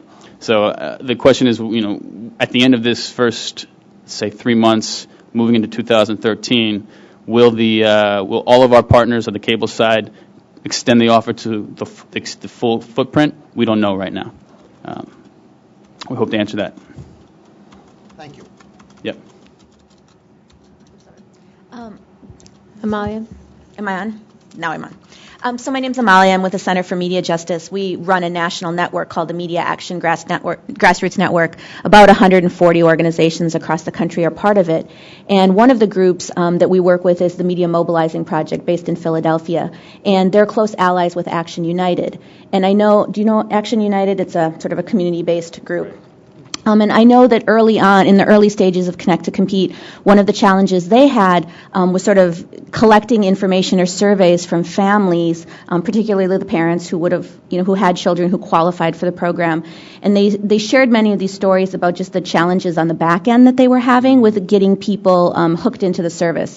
So things like, people not really understanding that if you had pre-existing internet service, you weren't qualified, or if you had a back bill that was unpaid, or even some stories of people having had service but in other people's names, so they had been divorced, and so under a previous married name that they had service, but now they were a single mother. And so there were just kind of these pieces that percolated up about how challenging it was, and I was just curious to know, is that widespread? Have you heard more about that? Have you been able to move forward with some of those specific issues that were raised? Yeah. I mean, the question of eligibility is a inherently difficult one to address, and we have heard those same concerns, and those are the same requirements and kind of restrictions that all of the, including Internet Essentials, that all the cable partners have on eligibility. The idea that you can't already have had a subscription within the last 90 days, I believe. You can't be in arrears, and you also can't have any outstanding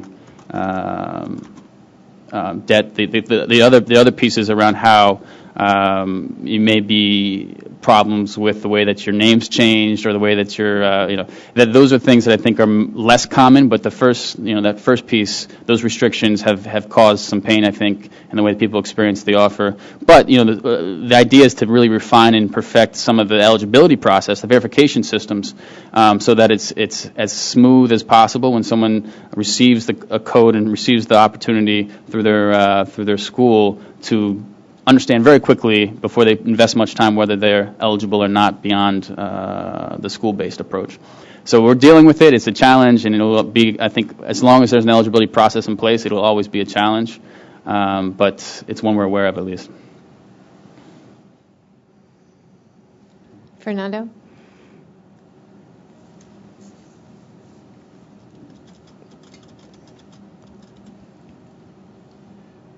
Is the mic on? Hello? Great. Zach, I just wanted to thank you for coming today. On behalf of Time Warner Cable, we're very proud and happy participants in Connect to Compete. About 400 of the 1,000 schools in this initial phase of the program are in our footprint, and we're working hard to reach out to the schools and the communities. I think it's roughly 225,000 people potentially who are eligible, 80,000 households, and we're excited about it, moving forward to implement it, and I think you did a great job both describing it and explaining the challenge, because really, and what I think is important for this committee to know and for everybody to be aware of, is launched as a voluntary commitment involving numerous different industry partners with government support, but you also should say no direct government funding. Right. So you're doing this, all of this is being done voluntarily with your efforts to bring partners together and with industry cooperation. And I think in that regard it's unusual, it's unprecedented. We very much want comments and feedback and participation from all the different stakeholders, but honestly, we also want encouragement and support. I think it's very important to point out ways in which something like this can succeed, and I know you're doing a great job at looking for the data to ask the right questions. There are a lot of questions about things that are not going to get done, and there will continue to be those questions, and they're important to spur continued action. But on the part of industry, I would say what's really important is for everybody at the table to offer your encouragement and support for the program, because unlike other things that come to the table and to the attention of this committee, it's not a mandate, it's not a requirement, and as a result, the levers to encourage success are different than the traditional levers that government and consumer groups have. Encouragement and constructive engagement is really important in order to continually prod all of the partners forward on this. There isn't some sort of a mandate or requirement or overseeing component to this. It's very much dependent on your effort, and you're doing a great job at being the ringmaster here to cajole and encourage. The chairman did a great job at getting it launched, and I think now Time Warner Cable and other cable industry partners are proud to see it successfully launching. But we're really going to need the help and support of everybody, all the stakeholders at the table, to see it in that new lens and to contribute to its success in that way. So thank you very much for being here and for delivering what I know is a very long-expected and anticipated report by this committee, and also one that I think came at exactly the right time, and you're delivering a really positive and encouraging message. So thank you. Thank you, Fernando. I think, to your point, it's a different model that we're trying to implement here. It's one where it takes really true leadership, like a collective leadership model from all the stakeholders, and what we're calling in this kind of collective impact social enterprise approach, where we're really moving in a small nonprofit in the middle, moving large, like a hub and spoke model, a large collection of commitments in ways that have to make sense for all those partners too, not because they're mandated to do it. So it's a slower, more consensus-driven process, but in the end is one where I think the kind of buy-in and the ownership of the success is shared across all the stakeholders, and therefore, as you're to your point, the encouragement, the understanding of how we're going to allow our partners to continue to deliver these type of commitments is really a really important part of this. So thank you too for being a big piece of this first pilot, and in general, as we look towards the future, Time Warner's been a great partner for how we envision 2013 and beyond on a national scale. We have two more questions, one from Chris Baker and then Olivia. Chris Baker? No, not yet. Chris Baker? No. Get to say my name a number of times. Okay. I think now. Chris Baker, ARP Public Policy Institute.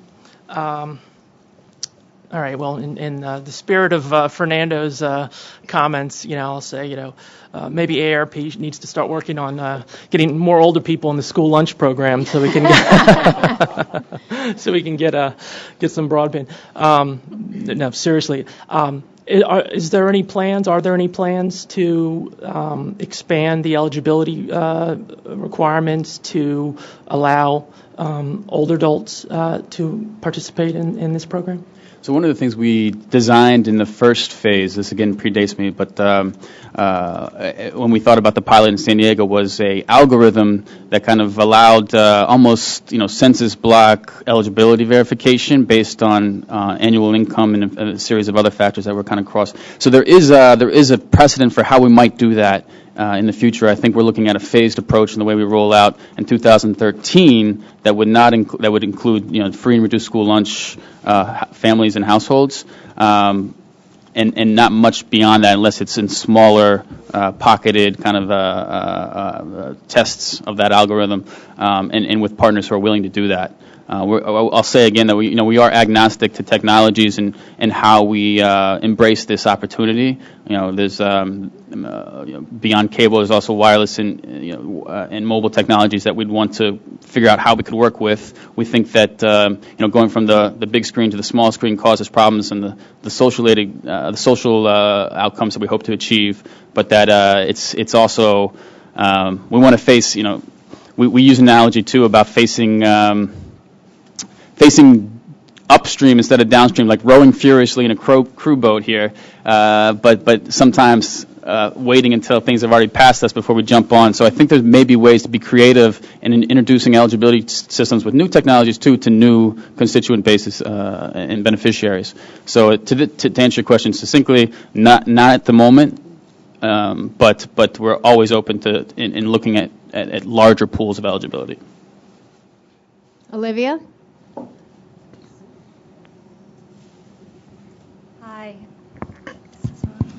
Hi, Olivia Wine, National Consumer Law Center. Thank you for coming to describe your program. I just wanted to ask for a little bit more detail about the hardware component, the $150, and if you can describe what is being offered to families, and does that vary by the school districts or, the other partners in geographic areas? And then also, are any of the partners coming to the table to lower that $150 price point even lower, like foundations, community foundations? Are some school districts exploring like even lower priced hardware? Sure.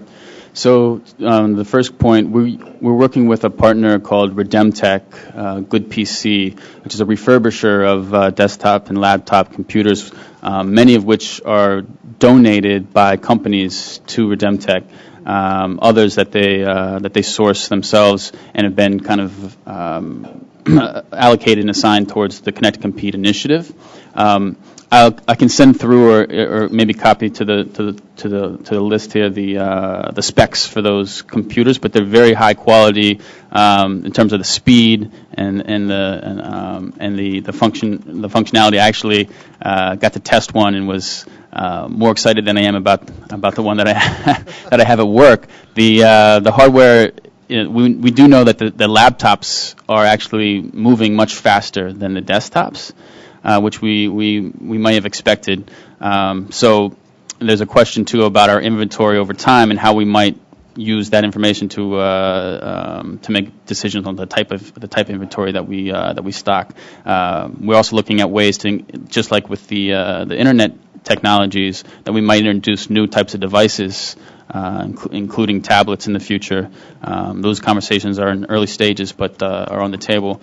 And then towards your second question, if you just remind me quickly, the price point. The price Has point, anyone yes. playing with that price point? So the price point has been something that we've touched on a few times in thinking about creative ways. I just came from the Delta region at a conference on broadband adoption in Memphis, and $150 is still a lot of money to pay at one time for a large majority of the population that's unconnected in that region. I think across the country that's going to be the case more often than not. So one of the things we wanted to try to do is work on basically a small loan program, micro loan program with some of our partners at Morgan Stanley and at MFIs at the local level. So we've begun to reach out to understand what that might look like.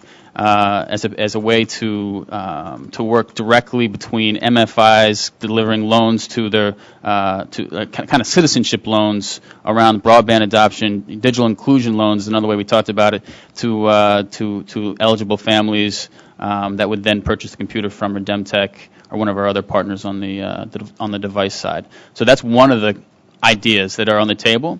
In terms of getting the price point to be lower than that.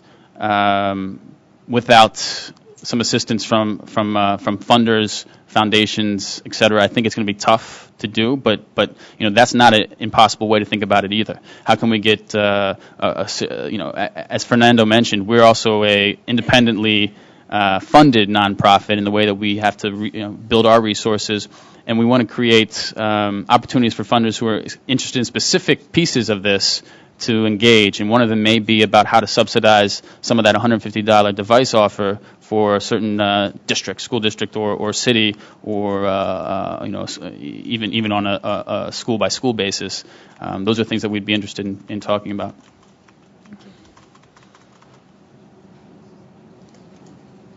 Okay, excellent. I'm sorry. Let me just do a check-in on the phone. Any questions on the phone? None. Okay, excellent. Zach, thank you so much. Thank you. Appreciate it. And now we're going to call up Jordan Usdan, who is Acting Director of Public-Private Initiatives at the FCC, which means he is working on the broadband adoption initiatives, correct, Jordan? That's right, among a few other things. Among a few other things, exactly. Say my name and I'll get the microphone off.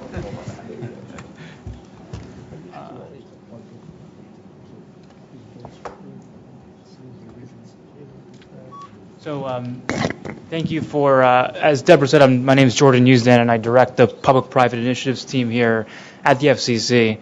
I also know I'm the only thing standing between you and lunch. And I actually have a hard stop myself at 12:10, but I think we have a good 20, 30 minutes, and I'll try to touch on everything we're working on and then leave ample time for questions. So, again, thank you for inviting me to address this committee. I direct public-private initiatives for the chairman. It's a new small office created earlier this year at the initiative of the chairman to push forward on what we call public-private initiatives, and I'll explain kind of what that is and how we think about our role at the commission during this presentation.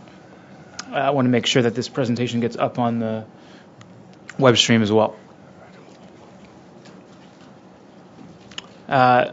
So to start with, I started my work at the Commission on the National Broadband Plan Task Force, which kicked off in the summer of 2009. The Congress directed the FCC to create a national broadband plan, and I joined that team as my first experience and first tenure here at the FCC, and it was a wonderful experience. And I had thought coming in that we're going to create a broadband plan. This is about, wires and wireless. This is about infrastructure. And it is a lot about that. There are millions of people in this country who don't have access to internet. But also, if you look at the way that the chairman structured and working under the direction of Blair Levin, who led the broadband plan, and if you look at the broadband plan itself, about half of it is devoted to things that you wouldn't normally think would be in a broadband plan, but to the credit of the chairman and to Blair Levin, are an important part of it. And those are some things that we push forward in the broadband plan. So a couple of the chapters which were initially called kind of national purposes, I like to think of them as important national challenges, include how you use the infrastructure, such as broadband adoption, and also how it affects other national challenges like healthcare, education, the issues of cybersecurity, energy and the environment, economic opportunity, civic participation. And these are all important aspects of how we use this national innovation platform. And so one thing that the chairman, I recall saying around the kickoff of the Broadband Plan Task Force is that we know broadband alone isn't going to solve any of our national problems, as many as there are. But it's part of the solution to almost every national problem that you could think of, from education and digital learning to healthcare and mHealth and eCare. And that's kind of the mantra that we take in the public-private initiatives team, is thinking through how we could use broadband to push forward on these national challenges, working with partners in the private sector, working with philanthropy and nonprofits like Connect to Compete, working with our federal partners as outreach, participating on various federal committees where broadband overlaps with things like the smart grid and meaningful use in the healthcare arena. So I'm going to talk about a few things we've been focused on this year, and also as they relate to the broadband plan. But we see ourselves as we don't do the regulatory traditional aspects of the FCC, but we work part and parcel with them to kind of extend the efforts and also to do things that are non-regulatory, that work in collaborative environments with our partners outside the normal stream of work here at the FCC. So I'm just going to go through a couple of the subjects fairly quickly. So on broadband adoption, you think of traditional FCC, what we're doing a lot. One thing is the Lifeline pilots, and I think someone's going to be addressing you later today on Lifeline.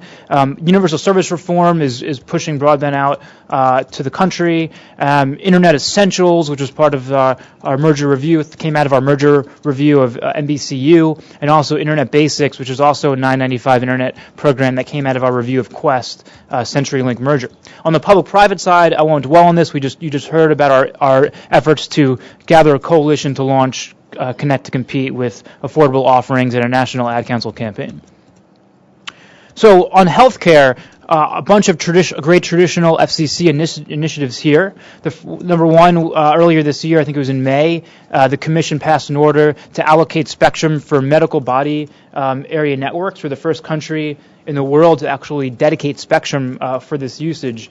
Medical body area networks use wireless sensors that are oftentimes no bigger than a Band-Aid to continuously transmit data about a patient, whether they're in a hospital or outside the hospital, back to a central database. And it really has tremendous promise to increase the amount of people in hospitals who are monitored consistently in order to intervene before situations become critical, but also to allow even more people to be monitored and not tied to their urgent care bed at a hospital. Secondly, the FCC also dedicated spectrum for medical micropower networks, which are micro sensors on a body that can actually help the nervous system reconnect people who've had their nervous system severed in some way, such as paraplegics or other uses. And of course, rural healthcare reform is ongoing, and I know that there's going to be likely action by the Commission by the end of the year.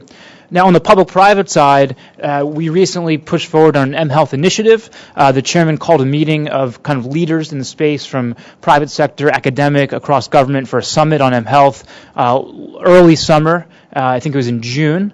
Out of that meeting, established an mHealth task force led by the private sector and co-chaired by a diverse set of people from big companies like Qualcomm, small companies like Healthcare Analytics, and by Dr. Julian Goldman as well, who's an academic and a medical doctor. And they presented the FCC last month with a series of recommendations on what we should do to move forward our mHealth agenda, both on the regulatory front and on the outreach and public-private front.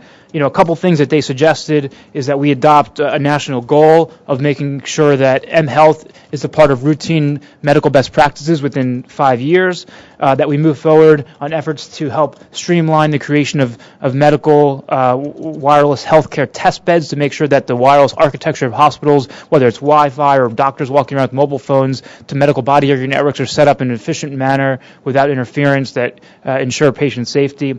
Also, some recommendations related to rural healthcare reform on data collection and on consortiums, that we should do outreach on our initiatives to dedicate spectrum for medical body area networks, to talk to the Europeans and the Canadians and the Mexicans about how they could potentially align their spectrum efforts around medical technology with ours, and there's been some good interest, and the chairman's been going around and making the case on that as well. And also they suggested that the FCC create an outreach plan on healthcare specifically, and that we hire a healthcare director. We had one during the National Broadband Plan, but it's something that the FCC is going to do a posting by the end of the year to get a permanent individual that will be responsible for healthcare across the agency, whether it's spectrum-related issues or rural healthcare or outreach or public-private initiatives. So that's something that we're very excited about. And also we'll be pushing forward, hopefully, on some other mHealth-related initiatives by the end of the year. Another thing that's very important to the chairman and to the FCC's traditional role is education. You know about the E-rate program. We made some important reforms earlier or late last year to enable school spots so schools can use their E-rate funded facilities after hours for community use. Learning on the Go, which is a mobile pilot program within E-rate.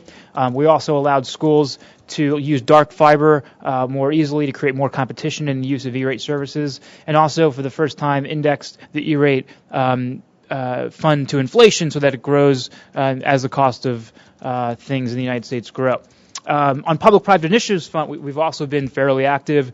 The first initiative we did was around encouraging schools to adopt digital learning technologies. We got a group of the biggest textbook executives together, from the Pearson to McGraw-Hill, also a lot of startup companies, as well as the device makers and software makers, and also school leaders, to help us produce what we call a digital textbook playbook, which was distributed across the country to schools to help them understand the basic steps they need to take to have the broadband and wireless connectivity necessary, as well as teacher training and the things required to adopt digital textbooks.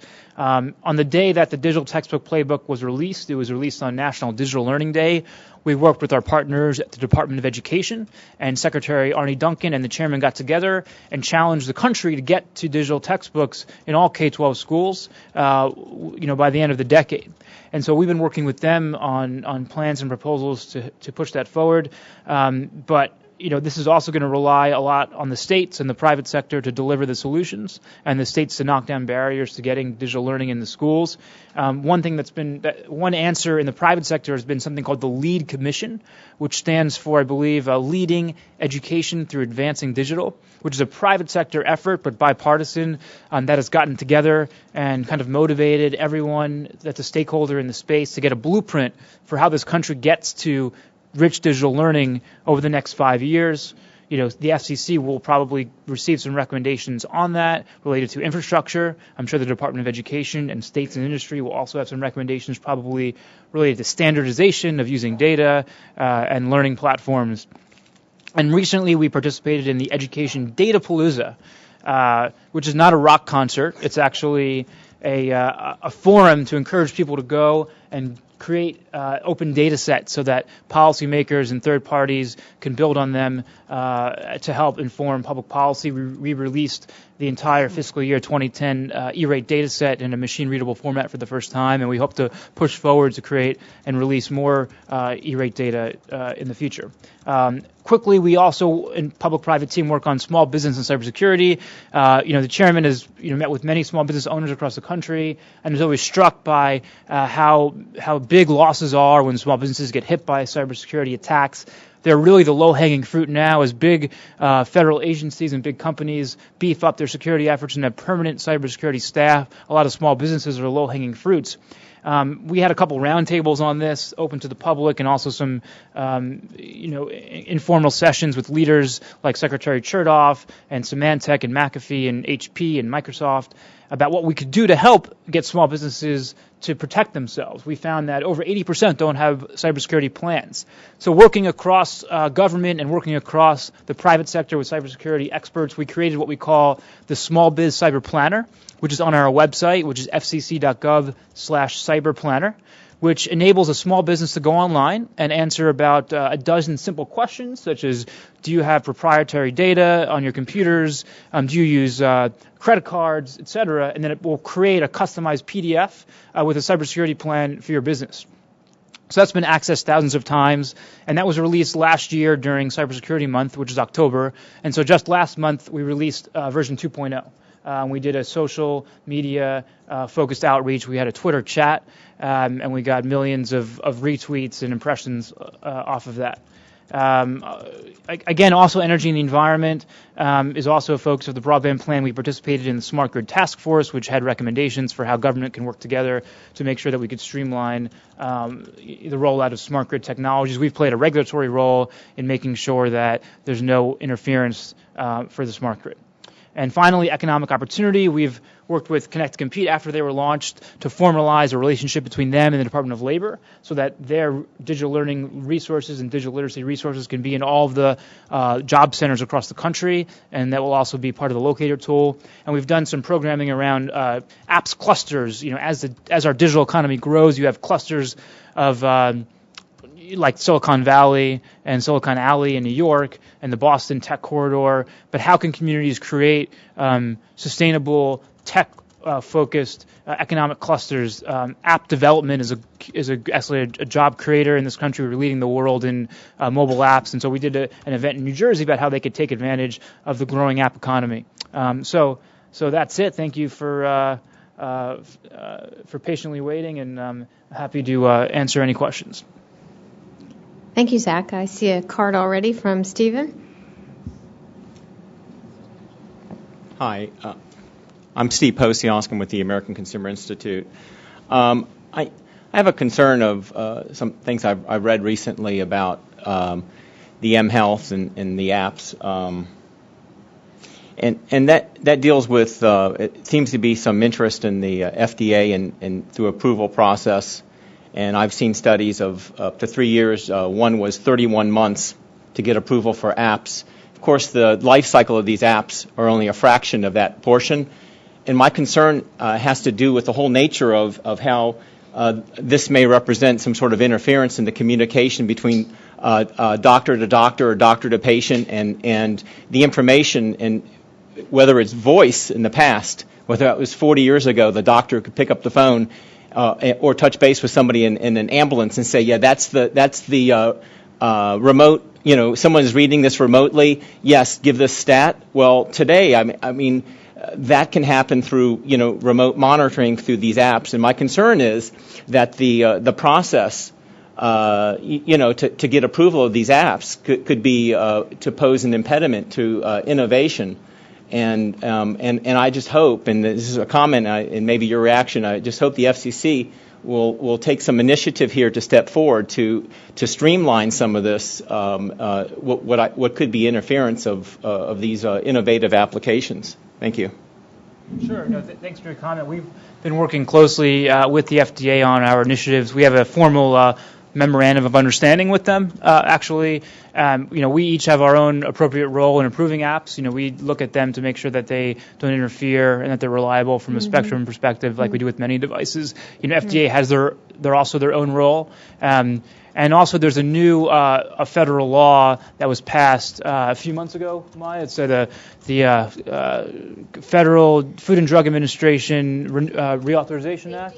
Safety and Innovation. I love how they name these crazy acronyms. It's like FDISA. And so that actually ordered the HHS secretary to create an interagency working group with FCC, FDA, HHS, and their other agencies on what the regulatory structure for regulating medical devices and apps should be for the country. And so the FCC is participating on this task force, which will include a component of public input, whether it's workshops or a formal external group like this. So that'll be something that'll be coming together over the next 18 months to address some of the issues that you raised. Thank you. Any other questions? Anyone on the phone have a question?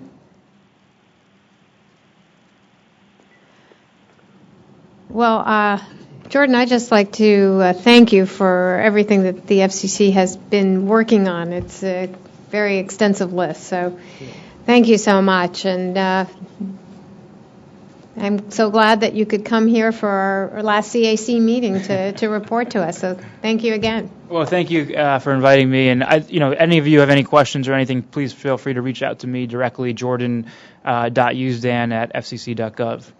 Great. Thank you very much. Thank you. Sure. Thank you, Scott. Great. Thanks. Yeah, absolutely. Well, we are doing so well on our schedule today, Scott. Yeah. It's amazing. We are right on time for our lunch break, and lunch is here. So we are breaking until 1. We're actually taking a real lunchtime today. So we are breaking until 1 o'clock. Being too easy on everybody? I think we're being too easy on everybody today, but that's okay. I think everybody deserves it. So we are taking a lunch break until 1 o'clock, and then we are starting in. We have a presentation on Lifeline. So we will see you all then. Thanks.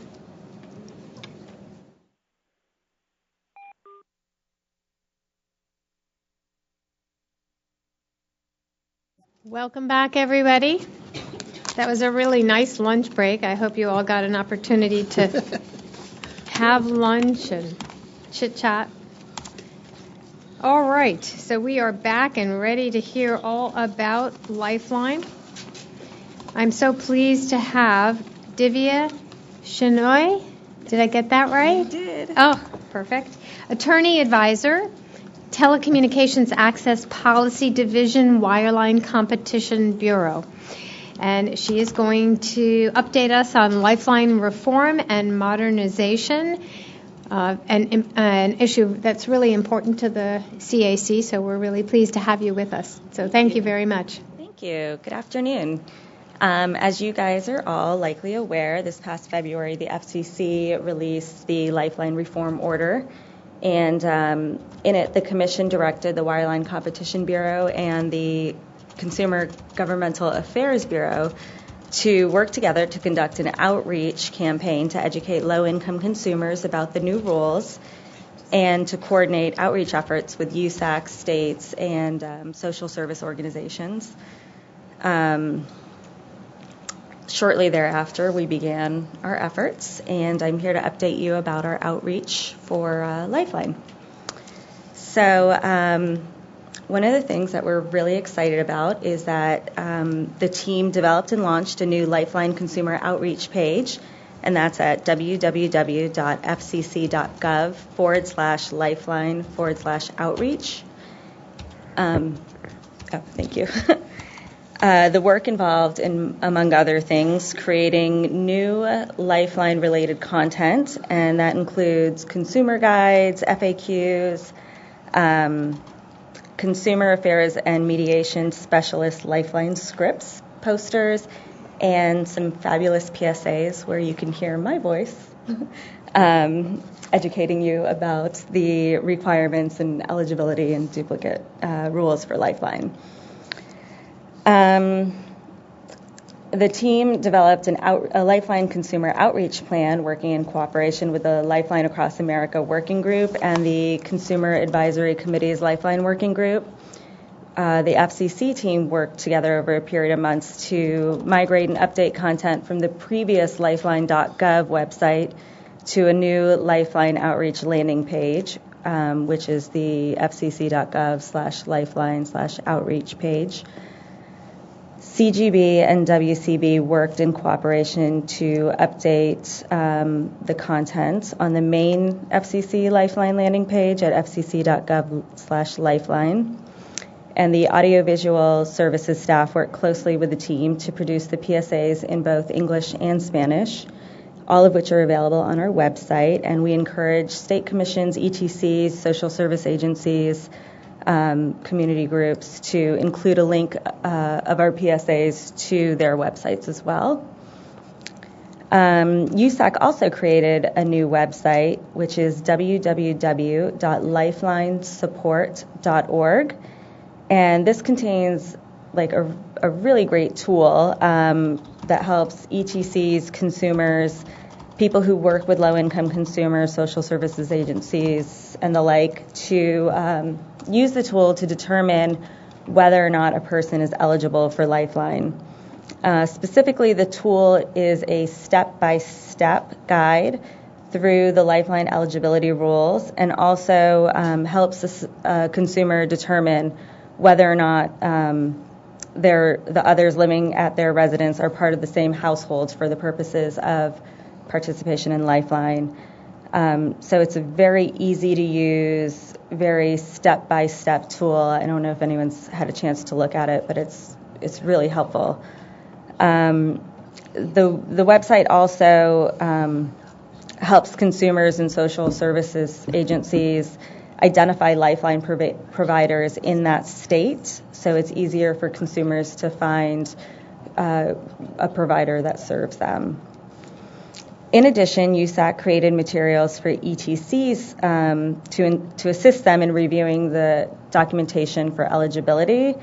So it helps promote a smoother process for consumers when they're signing up. ETCs know what they're looking for, and also consumers can also go to that page to see what kind of documentation is acceptable.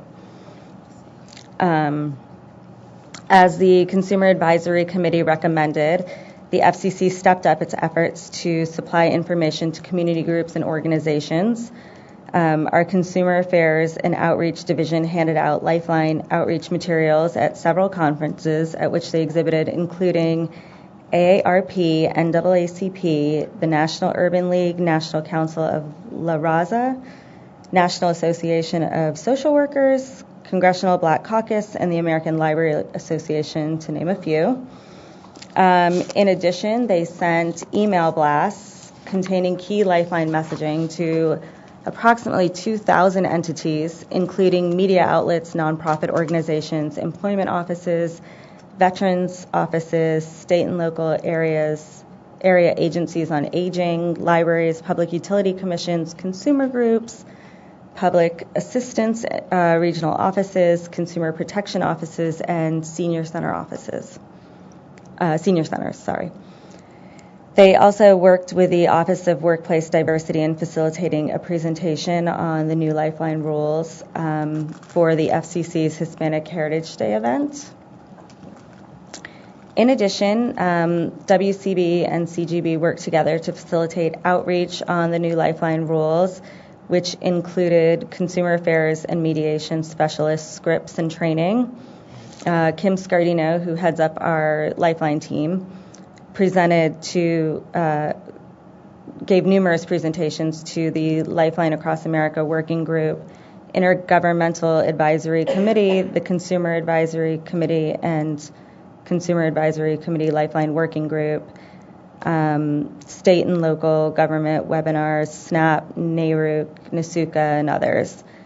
In addition, WCB, CGB, and our Office of Media Relations worked together on targeted PSAs for radio outreach campaigns to follow up on outreach in several states. Scott Marshall disseminated outreach materials to the Consumer Advisory Committee's 31 members who sent the outreach material to their networks. With respect to outreach, at its September 2012 meeting, the Consumer Advisory Committee adopted a recommendation regarding print materials to be sent out in English and non-English. And so we will be sending out some posters and FAQs in English and Spanish as of now.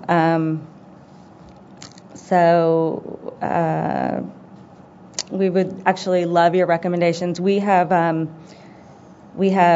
set aside some social service agencies to send these posters and FAQs to, but if you have recommendations on other places, that would be really helpful.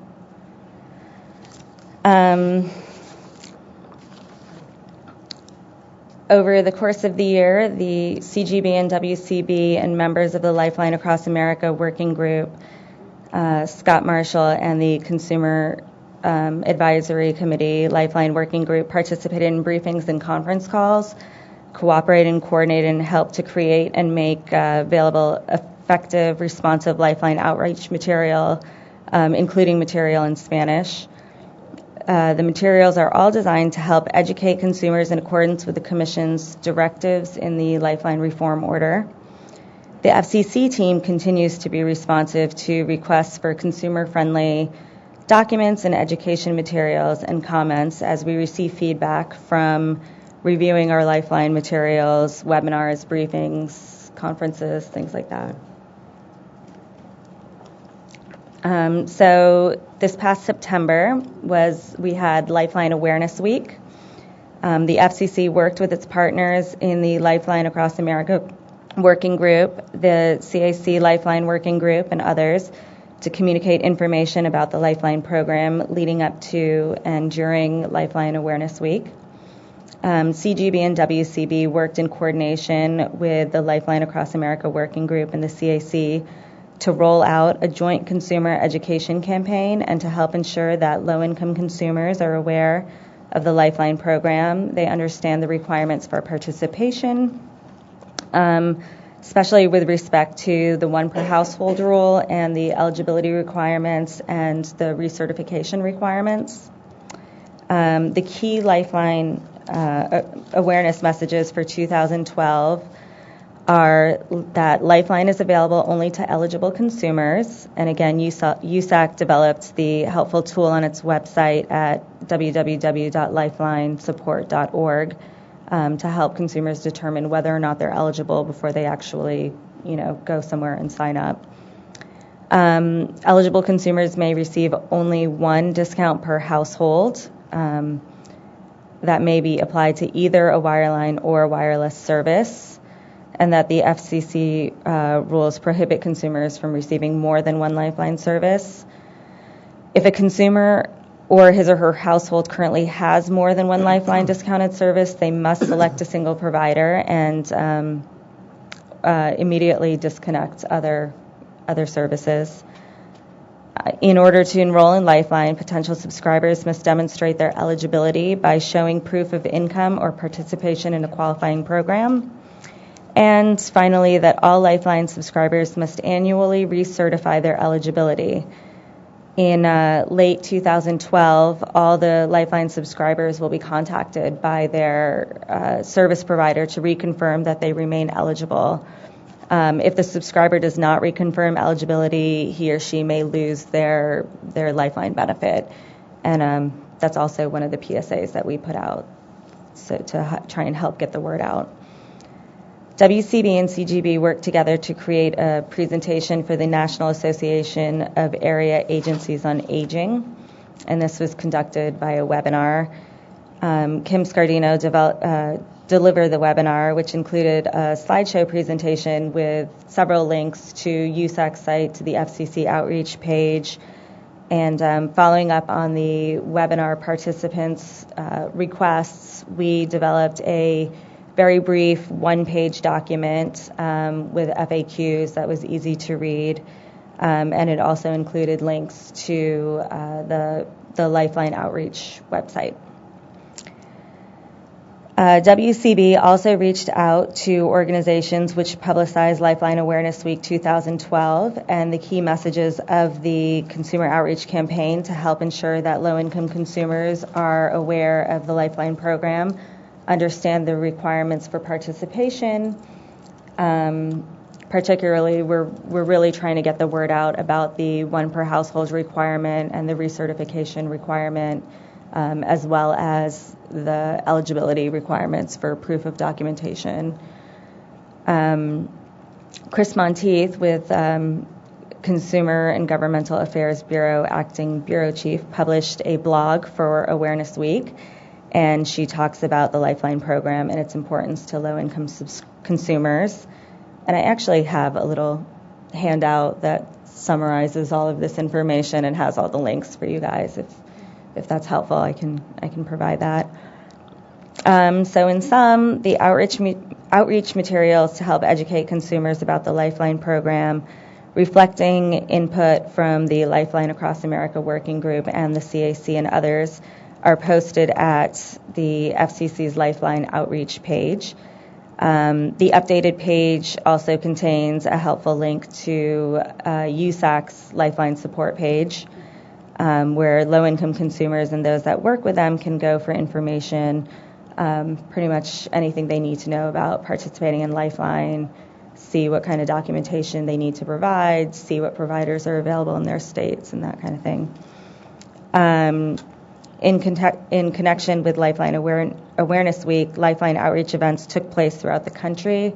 Lifeline Across America Working Group members, NARUC and NASUCA in particular, began stepped-up outreach to their colleagues throughout the country, launching a Lifeline consumer education campaign to help ensure that low-income consumers and those that work with them are aware of the Lifeline program, the rules changes, all our requirements, rules, and the need for low-income consumers to remain educated about the program. So we've been very busy. Are there any questions? Thank you, Divya. Does anyone have any questions? Yes. Cecilia? Yes, Cecilia Garcia, Benton Foundation. First, I want to thank you for being responsive to the recommendations of the working group and the CAC. So we know that we realize there's a long way to go, but it feels like the steps are being taken in the right direction. You may not be able to answer this, but I'll ask it anyway. Okay. Can you give us a sense of where the broadband pilot projects are? What step are we in, and what's the status on those? Sure. Well, I don't know how much I can say. We're continuing to evaluate the applications. I don't have an exact number, but I believe I can tell you how many applications we received, I think. We received 14 wireline and 12 wireless applications, 5 tribal applications, and they covered 28 states, Puerto Rico, and the Virgin Islands. So I know that we will select at least one tribal and try and get a good array of wireline and wireless. But as of right now, I know applications are continuing to be supplemented, and we are actively reviewing them.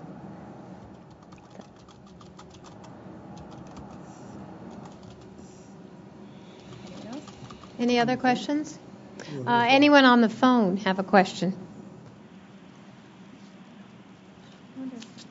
Do we have folks on the phone? Did you rejoin us after lunch? Yes, did. Yes. Okay, excellent. Olivia Wine. Hi. Olivia Wine, National Consumer Law Center, and you might not have the answer to this one either, but could you tell us about the progress of the duplicates database, when that's expected to be up and running? I believe bids were due in October. I'm not exactly positive all the dates and things. So my recollection is that USAC was going to choose someone by the end of the year. So I don't have an update on that. I'm sorry.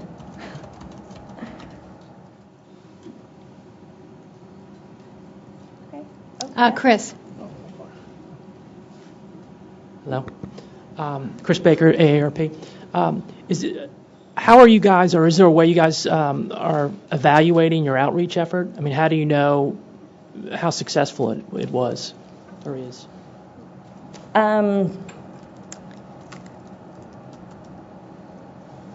So we are getting a lot of feedback from different organizations, such as, when we did the AgeCom webinar, we were constantly in touch with them afterwards to kind of find out what additional information would be useful, what feedback they were getting.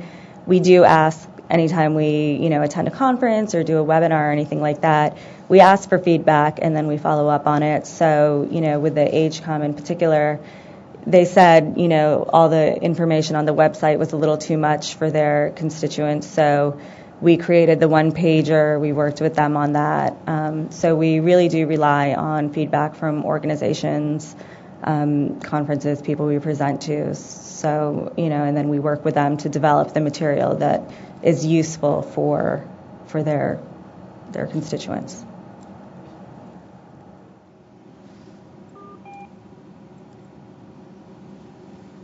Anything else? Great. Okay, very good. Thank you, Divya. Thanks. We appreciate it. Can I leave these somewhere? Oh, yeah, that'd be great. We'll distribute those. I'm not sure. I think Gail may have. Okay. I can forward it to you. Okay, that'd be great. Okay, so we have, so there's a couple-page handout here, which will be, several pages. Which we'll send out. With links, and we'll also send out to others who are not here in the room. Mia, would you mind just starting to pass this around?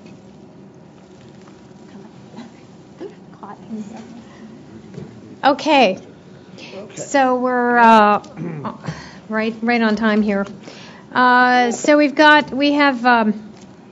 going to turn to the Disability Working Group in just a moment, and they have some recommendations to present to the CAC for action. I just also want to go over our schedule for the balance of the day.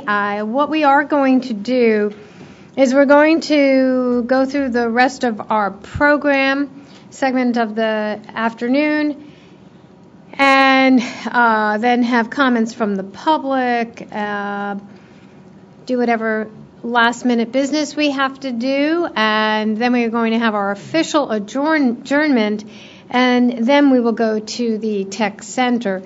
So we do not then need to reconvene back here in the room. So that's what we're going to do for the balance of the afternoon.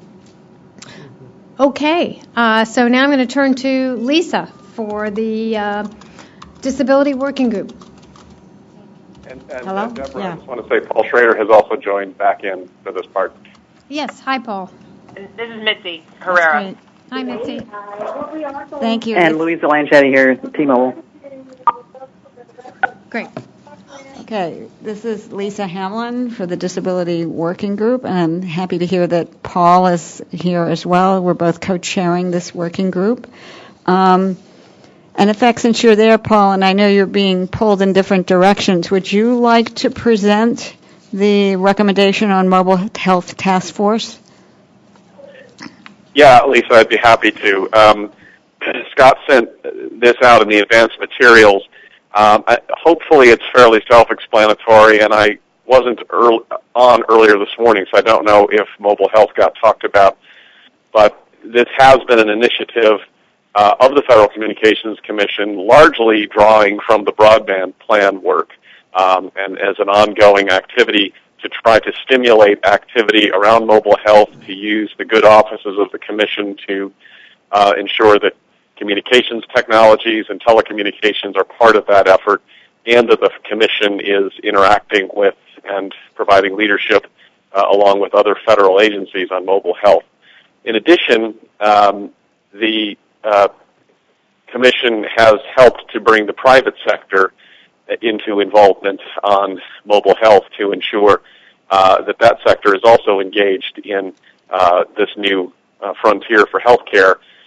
what my reason for bringing this forward, it is a disability issues recommendation, but it's really broader than that. And as you'll see in the wording, we tried to make clear that we think that this is an important issue for people with disabilities for lots of obvious reasons, having to do with difficulties with transportation, difficulties with access to information, difficulties with privacy of health records, and such, and on and on.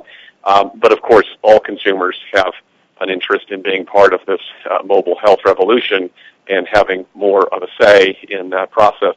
So toward that end, the goal here was really to recommend to the Commission that it be more effective, more aggressive in advocating for consumers as a part of mobile health, and particularly looking at issues of accessibility for people with disabilities, of course, and for others, but accessibility in the technology and of the infrastructure so that it met the needs of the disability community. That's the intent in a nutshell, and hopefully it's something that folks can support as a recommendation coming from the Disability Issues Work Group. I'd like to take these separately, so if we want to take a vote on whether we accept this recommendation to go forward, can we do that? Yeah. Any Okay. questions? Any? Do we have? Oh, this is in our packet. Oh, this is the other one. You take it first. This is not Okay, so the one we're looking at is in our packet. Okay. Yeah. Okay. You might want to clarify. Okay. Now, the chair needed a little help, so I'm okay now. All right. So this is a recommendation in our packet that we all have hopefully before us. So we need a motion here. Okay. I can move the adoption of this recommendation on behalf of the Disability Issues Work Group. Second? We have a second from Cecilia and Mary, or Mary. Okay, discussion.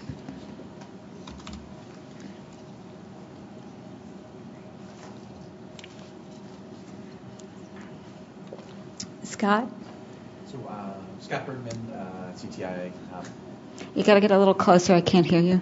Sure enough, yeah. Scott Bergman with CTIA. Wasn't part of the disability working group, but just wanted to applaud you guys for the recommendation. We're very interested in M-Health opportunities and excited about the different, patient tracking, remote monitoring, a variety of different diagnostic tools that are being developed, not to mention education and awareness. And I don't think it's very hard to sort of look into the future and see how important this could be for the disabilities community. We're seeing things now like gesture control and breath control and applications that facilitate communication with the deaf-blind community. So a lot of great opportunities here, we think, and pleased that the recommendation acknowledges some of the issues that Stephen highlighted earlier, not calling for new regulations, but just promoting how important this is for the accessibility community. So even though it wasn't a part of developing it, definitely would applaud the working group for their efforts and support it. Thank you for those comments, and I think you've expressed well all additional reasons why this is so important to a lot of us, and I would say to industry as well, of course. Fernando?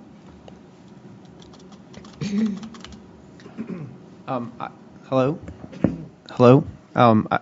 I was part of the discussion, but I would also want to echo the appreciation for the hard work and also point out that this proposal, I think, is very consistent with what the Broadband Working Group, which I'm also happy to have been a part of, recommended and the CAC adopted at the last meeting regarding the role that the Commission can play with other agencies, specifically promoting technology, promoting broadband, and finding ways to cooperate to identify ways to make technology more accessible and also more available.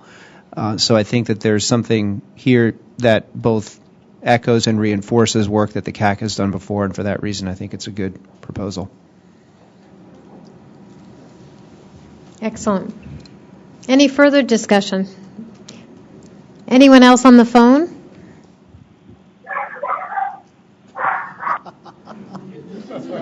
Any four-legged? Hello, this is four-legged, Raja. Yes, this is Raja calling. I do support this. Okay. And this is Mitzi Herrera. I also support it, and I just appreciate Paul's efforts on this. Okay. Louisa Lanchetti, T-Mobile, also will support. Okay, well, I think we can move to a vote. We'll call the question. So all those in favor of the recommendation regarding Mobile Health Task Force signify by saying aye. Aye. Any opposed? Any abstentions? Okay, passes unanimously.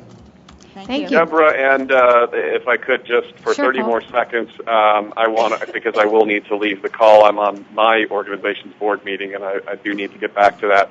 But I want to thank Lisa, first of all, for exceptional work as a co-chair on disability issues. It's been a pleasure to work with you, and you've really had to carry most of the burden, so thank you for that. And, of course, Deborah, I'll echo everyone else's comments from earlier. What a terrific treat it is to work with you as chair of this group, and then last but not least, of course, Scott Marshall, who's provided such excellent staff support to us, in particular with the challenges that we have in the disability issues group. They always are handled seamlessly, and it's because Scott does such an exceptional job with his colleagues at the Commission in making that happen. So thanks to you all for this. It's been a great time working with you.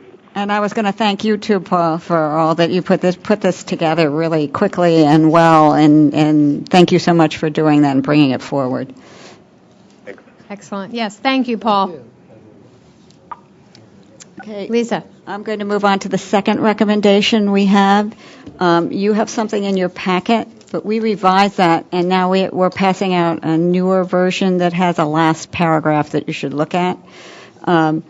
Basically, what this is about is recommending that, so having the CAC, the CAC, recommend to the Commission that they move forward on speech-to-speech issues. And I'm going to ask also, I'm going to present this, but if Rebecca has any comments or if I say anything wrong, just stop me, Rebecca, so that we go forward with this. But so the recommendation that you may have had a chance to look at looks at, this is essentially the same as the report you saw earlier. I believe we presented that in June when we presented the report, and this is now in the form of a recommendation. And we're asking on this piece that you've seen that the Commission move forward with the speech-to-speech regulations. But I have added at the end, there's also general speech-to-speech is one form of telecommunications relay services. We're also seeing that relay services are now being used more than ever before, particularly captioned telephone services. The minutes are increasing dramatically. And we're getting news that there's a little worry that they're increasing too rapidly and need to be looked at carefully. But so from the community standpoint is we feel that telecommunication services are incredibly needed by those who use them. We can't get along without phones anymore. It just isn't possible.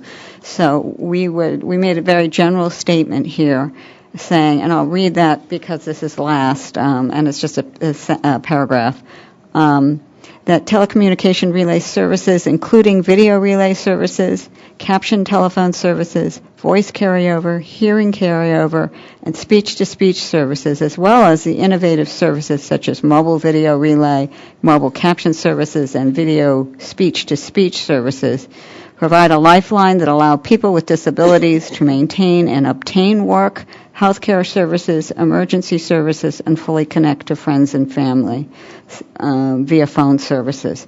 Therefore, the CAC, first of all, recommends that the Commission move forward with speech-to-speech regulations, and the CAC also recommends that the Commission continue with strong support and recognition of TRS as a vitally important service for people with disabilities.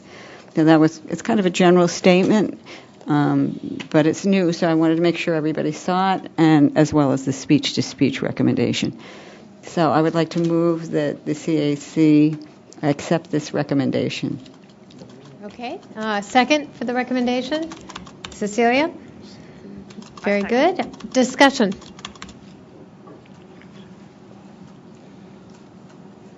Any questions? Any questions or comments? Discussion?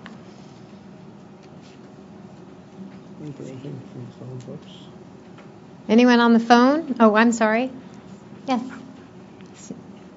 Stephanie? Just one question on Bring up on your- page 2. This is Stephanie Pody from NCTA. When you're talking about the 711 issues and providers, is that STS providers you're referring to? Yes, the majority of this has to do with speech-to-speech, so that's what we're talking about in the early part.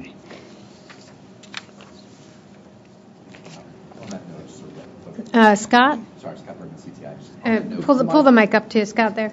Since CTI's membership, by and large, is not providing speech-to-speech relay services, I'll abstain on the item.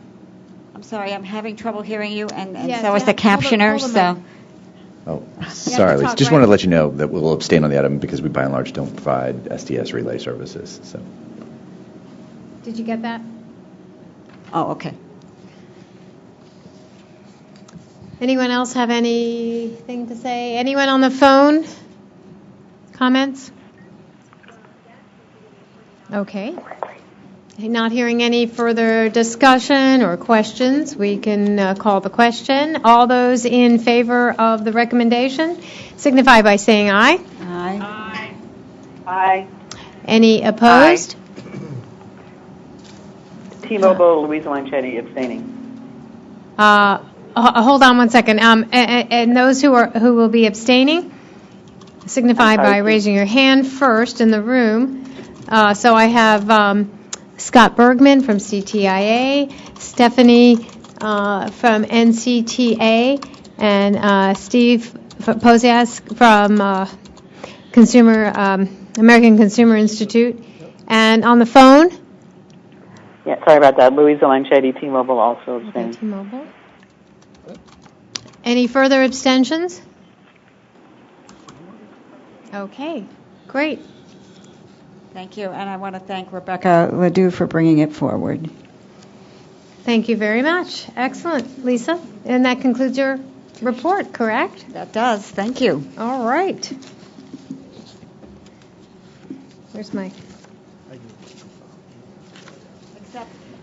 I want to say one more thing. I want to say thank you to Scott for helping pull all that together because it was a little bit in pieces, and we did. He did a fabulous job while we were dealing with Hurricane Sandy, pulling it together afterwards. So thank you so much for that. And also, I want to add my thanks to Deborah for all she's done in putting this version together. Thank you. Thank you, Lisa.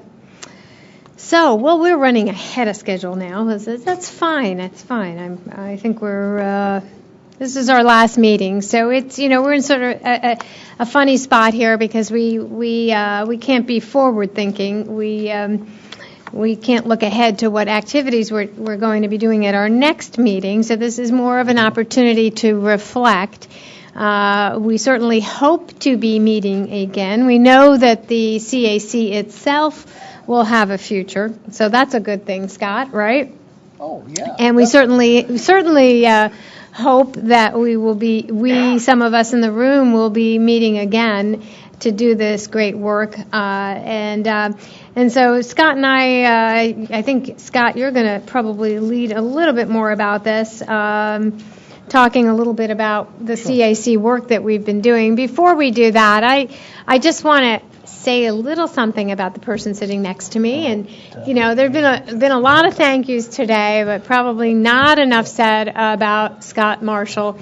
I know I could not do this at all without Scott Marshall. He does an absolutely fantastic job, and whenever I have a chance, whenever I'm talking to anyone from the FCC, I always mention the fact that the CAC could not do the work it does without Scott Marshall, and he knows that. So I want to just give a big round of applause for Scott and everything he does. Thank you very much. I really appreciate that. So this has been a very productive, as I said before, a very productive CAC. I've been on many of the CACs I've chaired. This is, I think, the third one that I've chaired. And I'm really, honestly, this has been a really hard-working group. You've done a tremendous job, lots of recommendations, and I know a very high regard from the FCC staff for the work that you've done. So really kudos to all for being here, for participating on the working groups and the task force that we've put together, and for all the time that you've put in. So thank you very much. And just a couple of other remarks that I think we want to make. So, Scott, I'll turn over to you. Thank you, Debbie. And I also want to tell you that you have a very hard-working chairperson who is here a lot and is very visible with respect to your recommendations, not only to my upper management, but Debbie is the one that sends them off to the commissioner's offices because they're more apt to recognize her name than mine, and they do. She has a network of contacts up there so that we're able to get things in the places that they need to be a lot more effectively than we would otherwise be able to. As you know, you've heard a lot of feedback today about many of your recent recommendations. And if you have any questions about any of that, I'll try to answer them. We're always constantly trying to do a good job of reporting back to you where your recommendations are.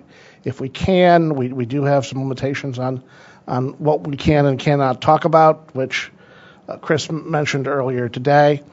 But rest assured that we try very, very hard to make sure that your voice is very constantly heard here. And I couldn't do what I do without Debbie, and also I want to thank Betty Lewis also, who does the day-to-day work of this group, and all of my FCC colleagues, too. I'm kind of a band leader, and without their being willing to play the instruments and come and talk to us and freely share their expertise, you wouldn't be hearing very much at all. So thanks to my colleagues for their support, too, of this effort. Any questions, or is there anything I can... And, of course, I'm always open for new ideas about how we might be able to do this better. It's hard to believe that we've been doing it. The next CAC will be the seventh reiteration of this group since the year 2000. And I can tell you I didn't know much back in 2000.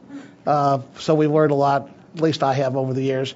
And the good part, too, not only have I been able to meet all of you and have great professional relationships, but some very, very good friends as well.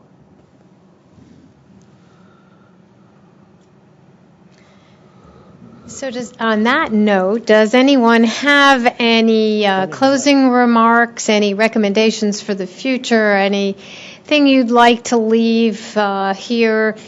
The continuity here is Scott Marshall, so he can carry on to the next CAC. Any words of advice, anything you'd like to make sure happens in the next Consumer Advisory Committee? Hello? Yes. Hi. This is Mitzi Herrera from Montgomery County. Hi, Mitzi. Hi.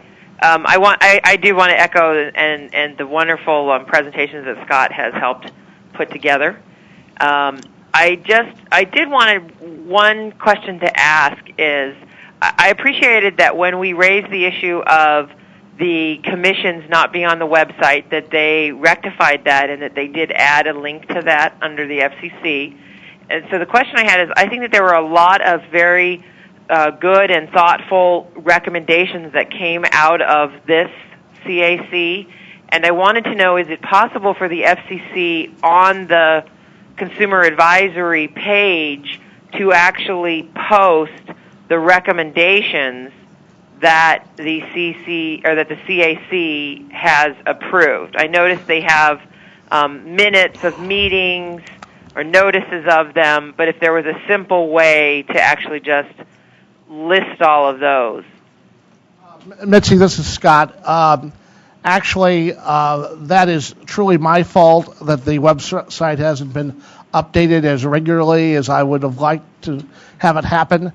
If you go back on that site a little farther, previously to June, We had all of the recommendations up there, meeting by meeting, as well as a section where each committee term's recommendations were aggregated in one spot. One of my priorities after I do the annual report for this committee to GSA next week is to update the website with the recommendations since June, and then we should be up to date. I have great ideas, whether I can pull them off on future enhancements of that website. I would love to see a way of being able to search those recommendations by topic more easily than we do now. And I hope that's possible, but I'll need to work with our web people to try to make that happen. Well, I think that's a terrific idea, and I say this as somebody who works for a government entity, that it seems that our favorite filing system is by date, which is great if you knew the exact date, but most people look by topic, and perhaps it may be useful if one thing, I don't know if the CC or if the CAC is ending, but if you take a look at those recommendations that are on there, it may be useful for us to actually suggest a couple broad topic headers that we think would be useful for consumers, if that's helpful to you. And then as these new recommendations come forward, there can always be a way that they're just listed under each of those topics. This is Scott again. Yeah, that sounds interesting. I would be happy for any suggestions. We usually put a byline, if you will, on each recommendation about what it's generally about. But to the extent that we can refine that so that it would be more retrievable, I think that's a great idea and something that I very much would like to be able to do.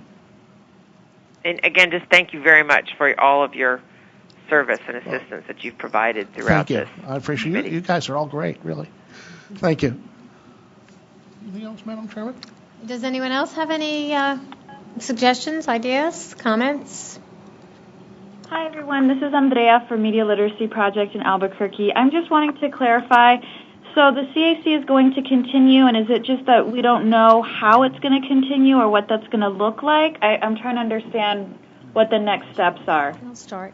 Yes, the CAC charter has been approved. Is that the right way to say it? Yes, the charter, which is a 2-year charter and goes from November 17 to November 17. So November 17 of this year, it concluded, but it has been rechartered. That has been approved. So there will be a new CAC, but the process of appointing the members of the CAC will have to take place. So that will be up to the chairman.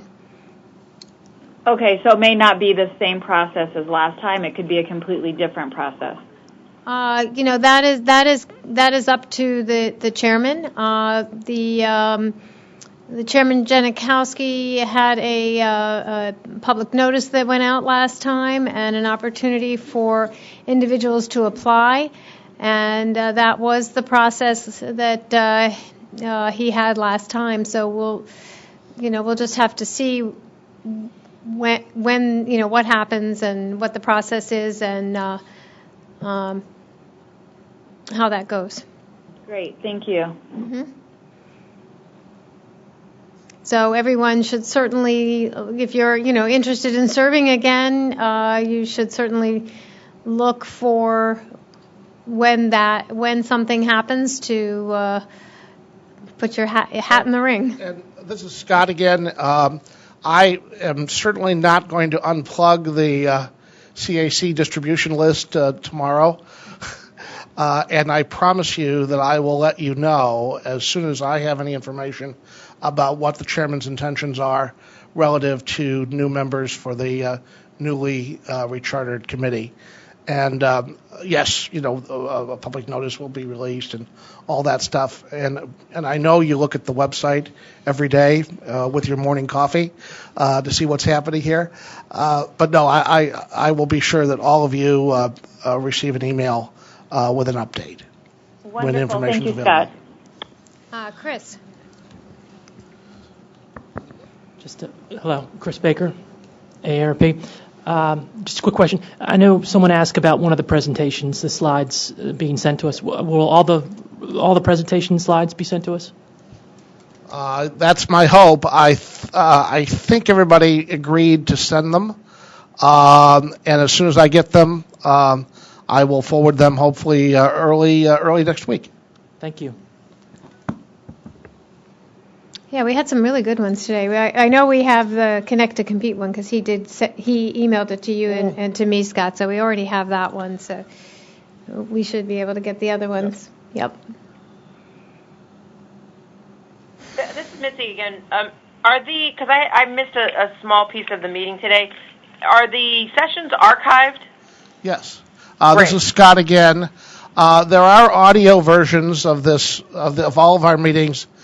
I don't know how long they retain the actual audio, video and audio files. Something like 6 months sticks out of my head, but don't hold me to that. But we do have written transcripts of every meeting that we've ever had. And I'm also doing summaries too. But the written transcripts are always available. Thank you.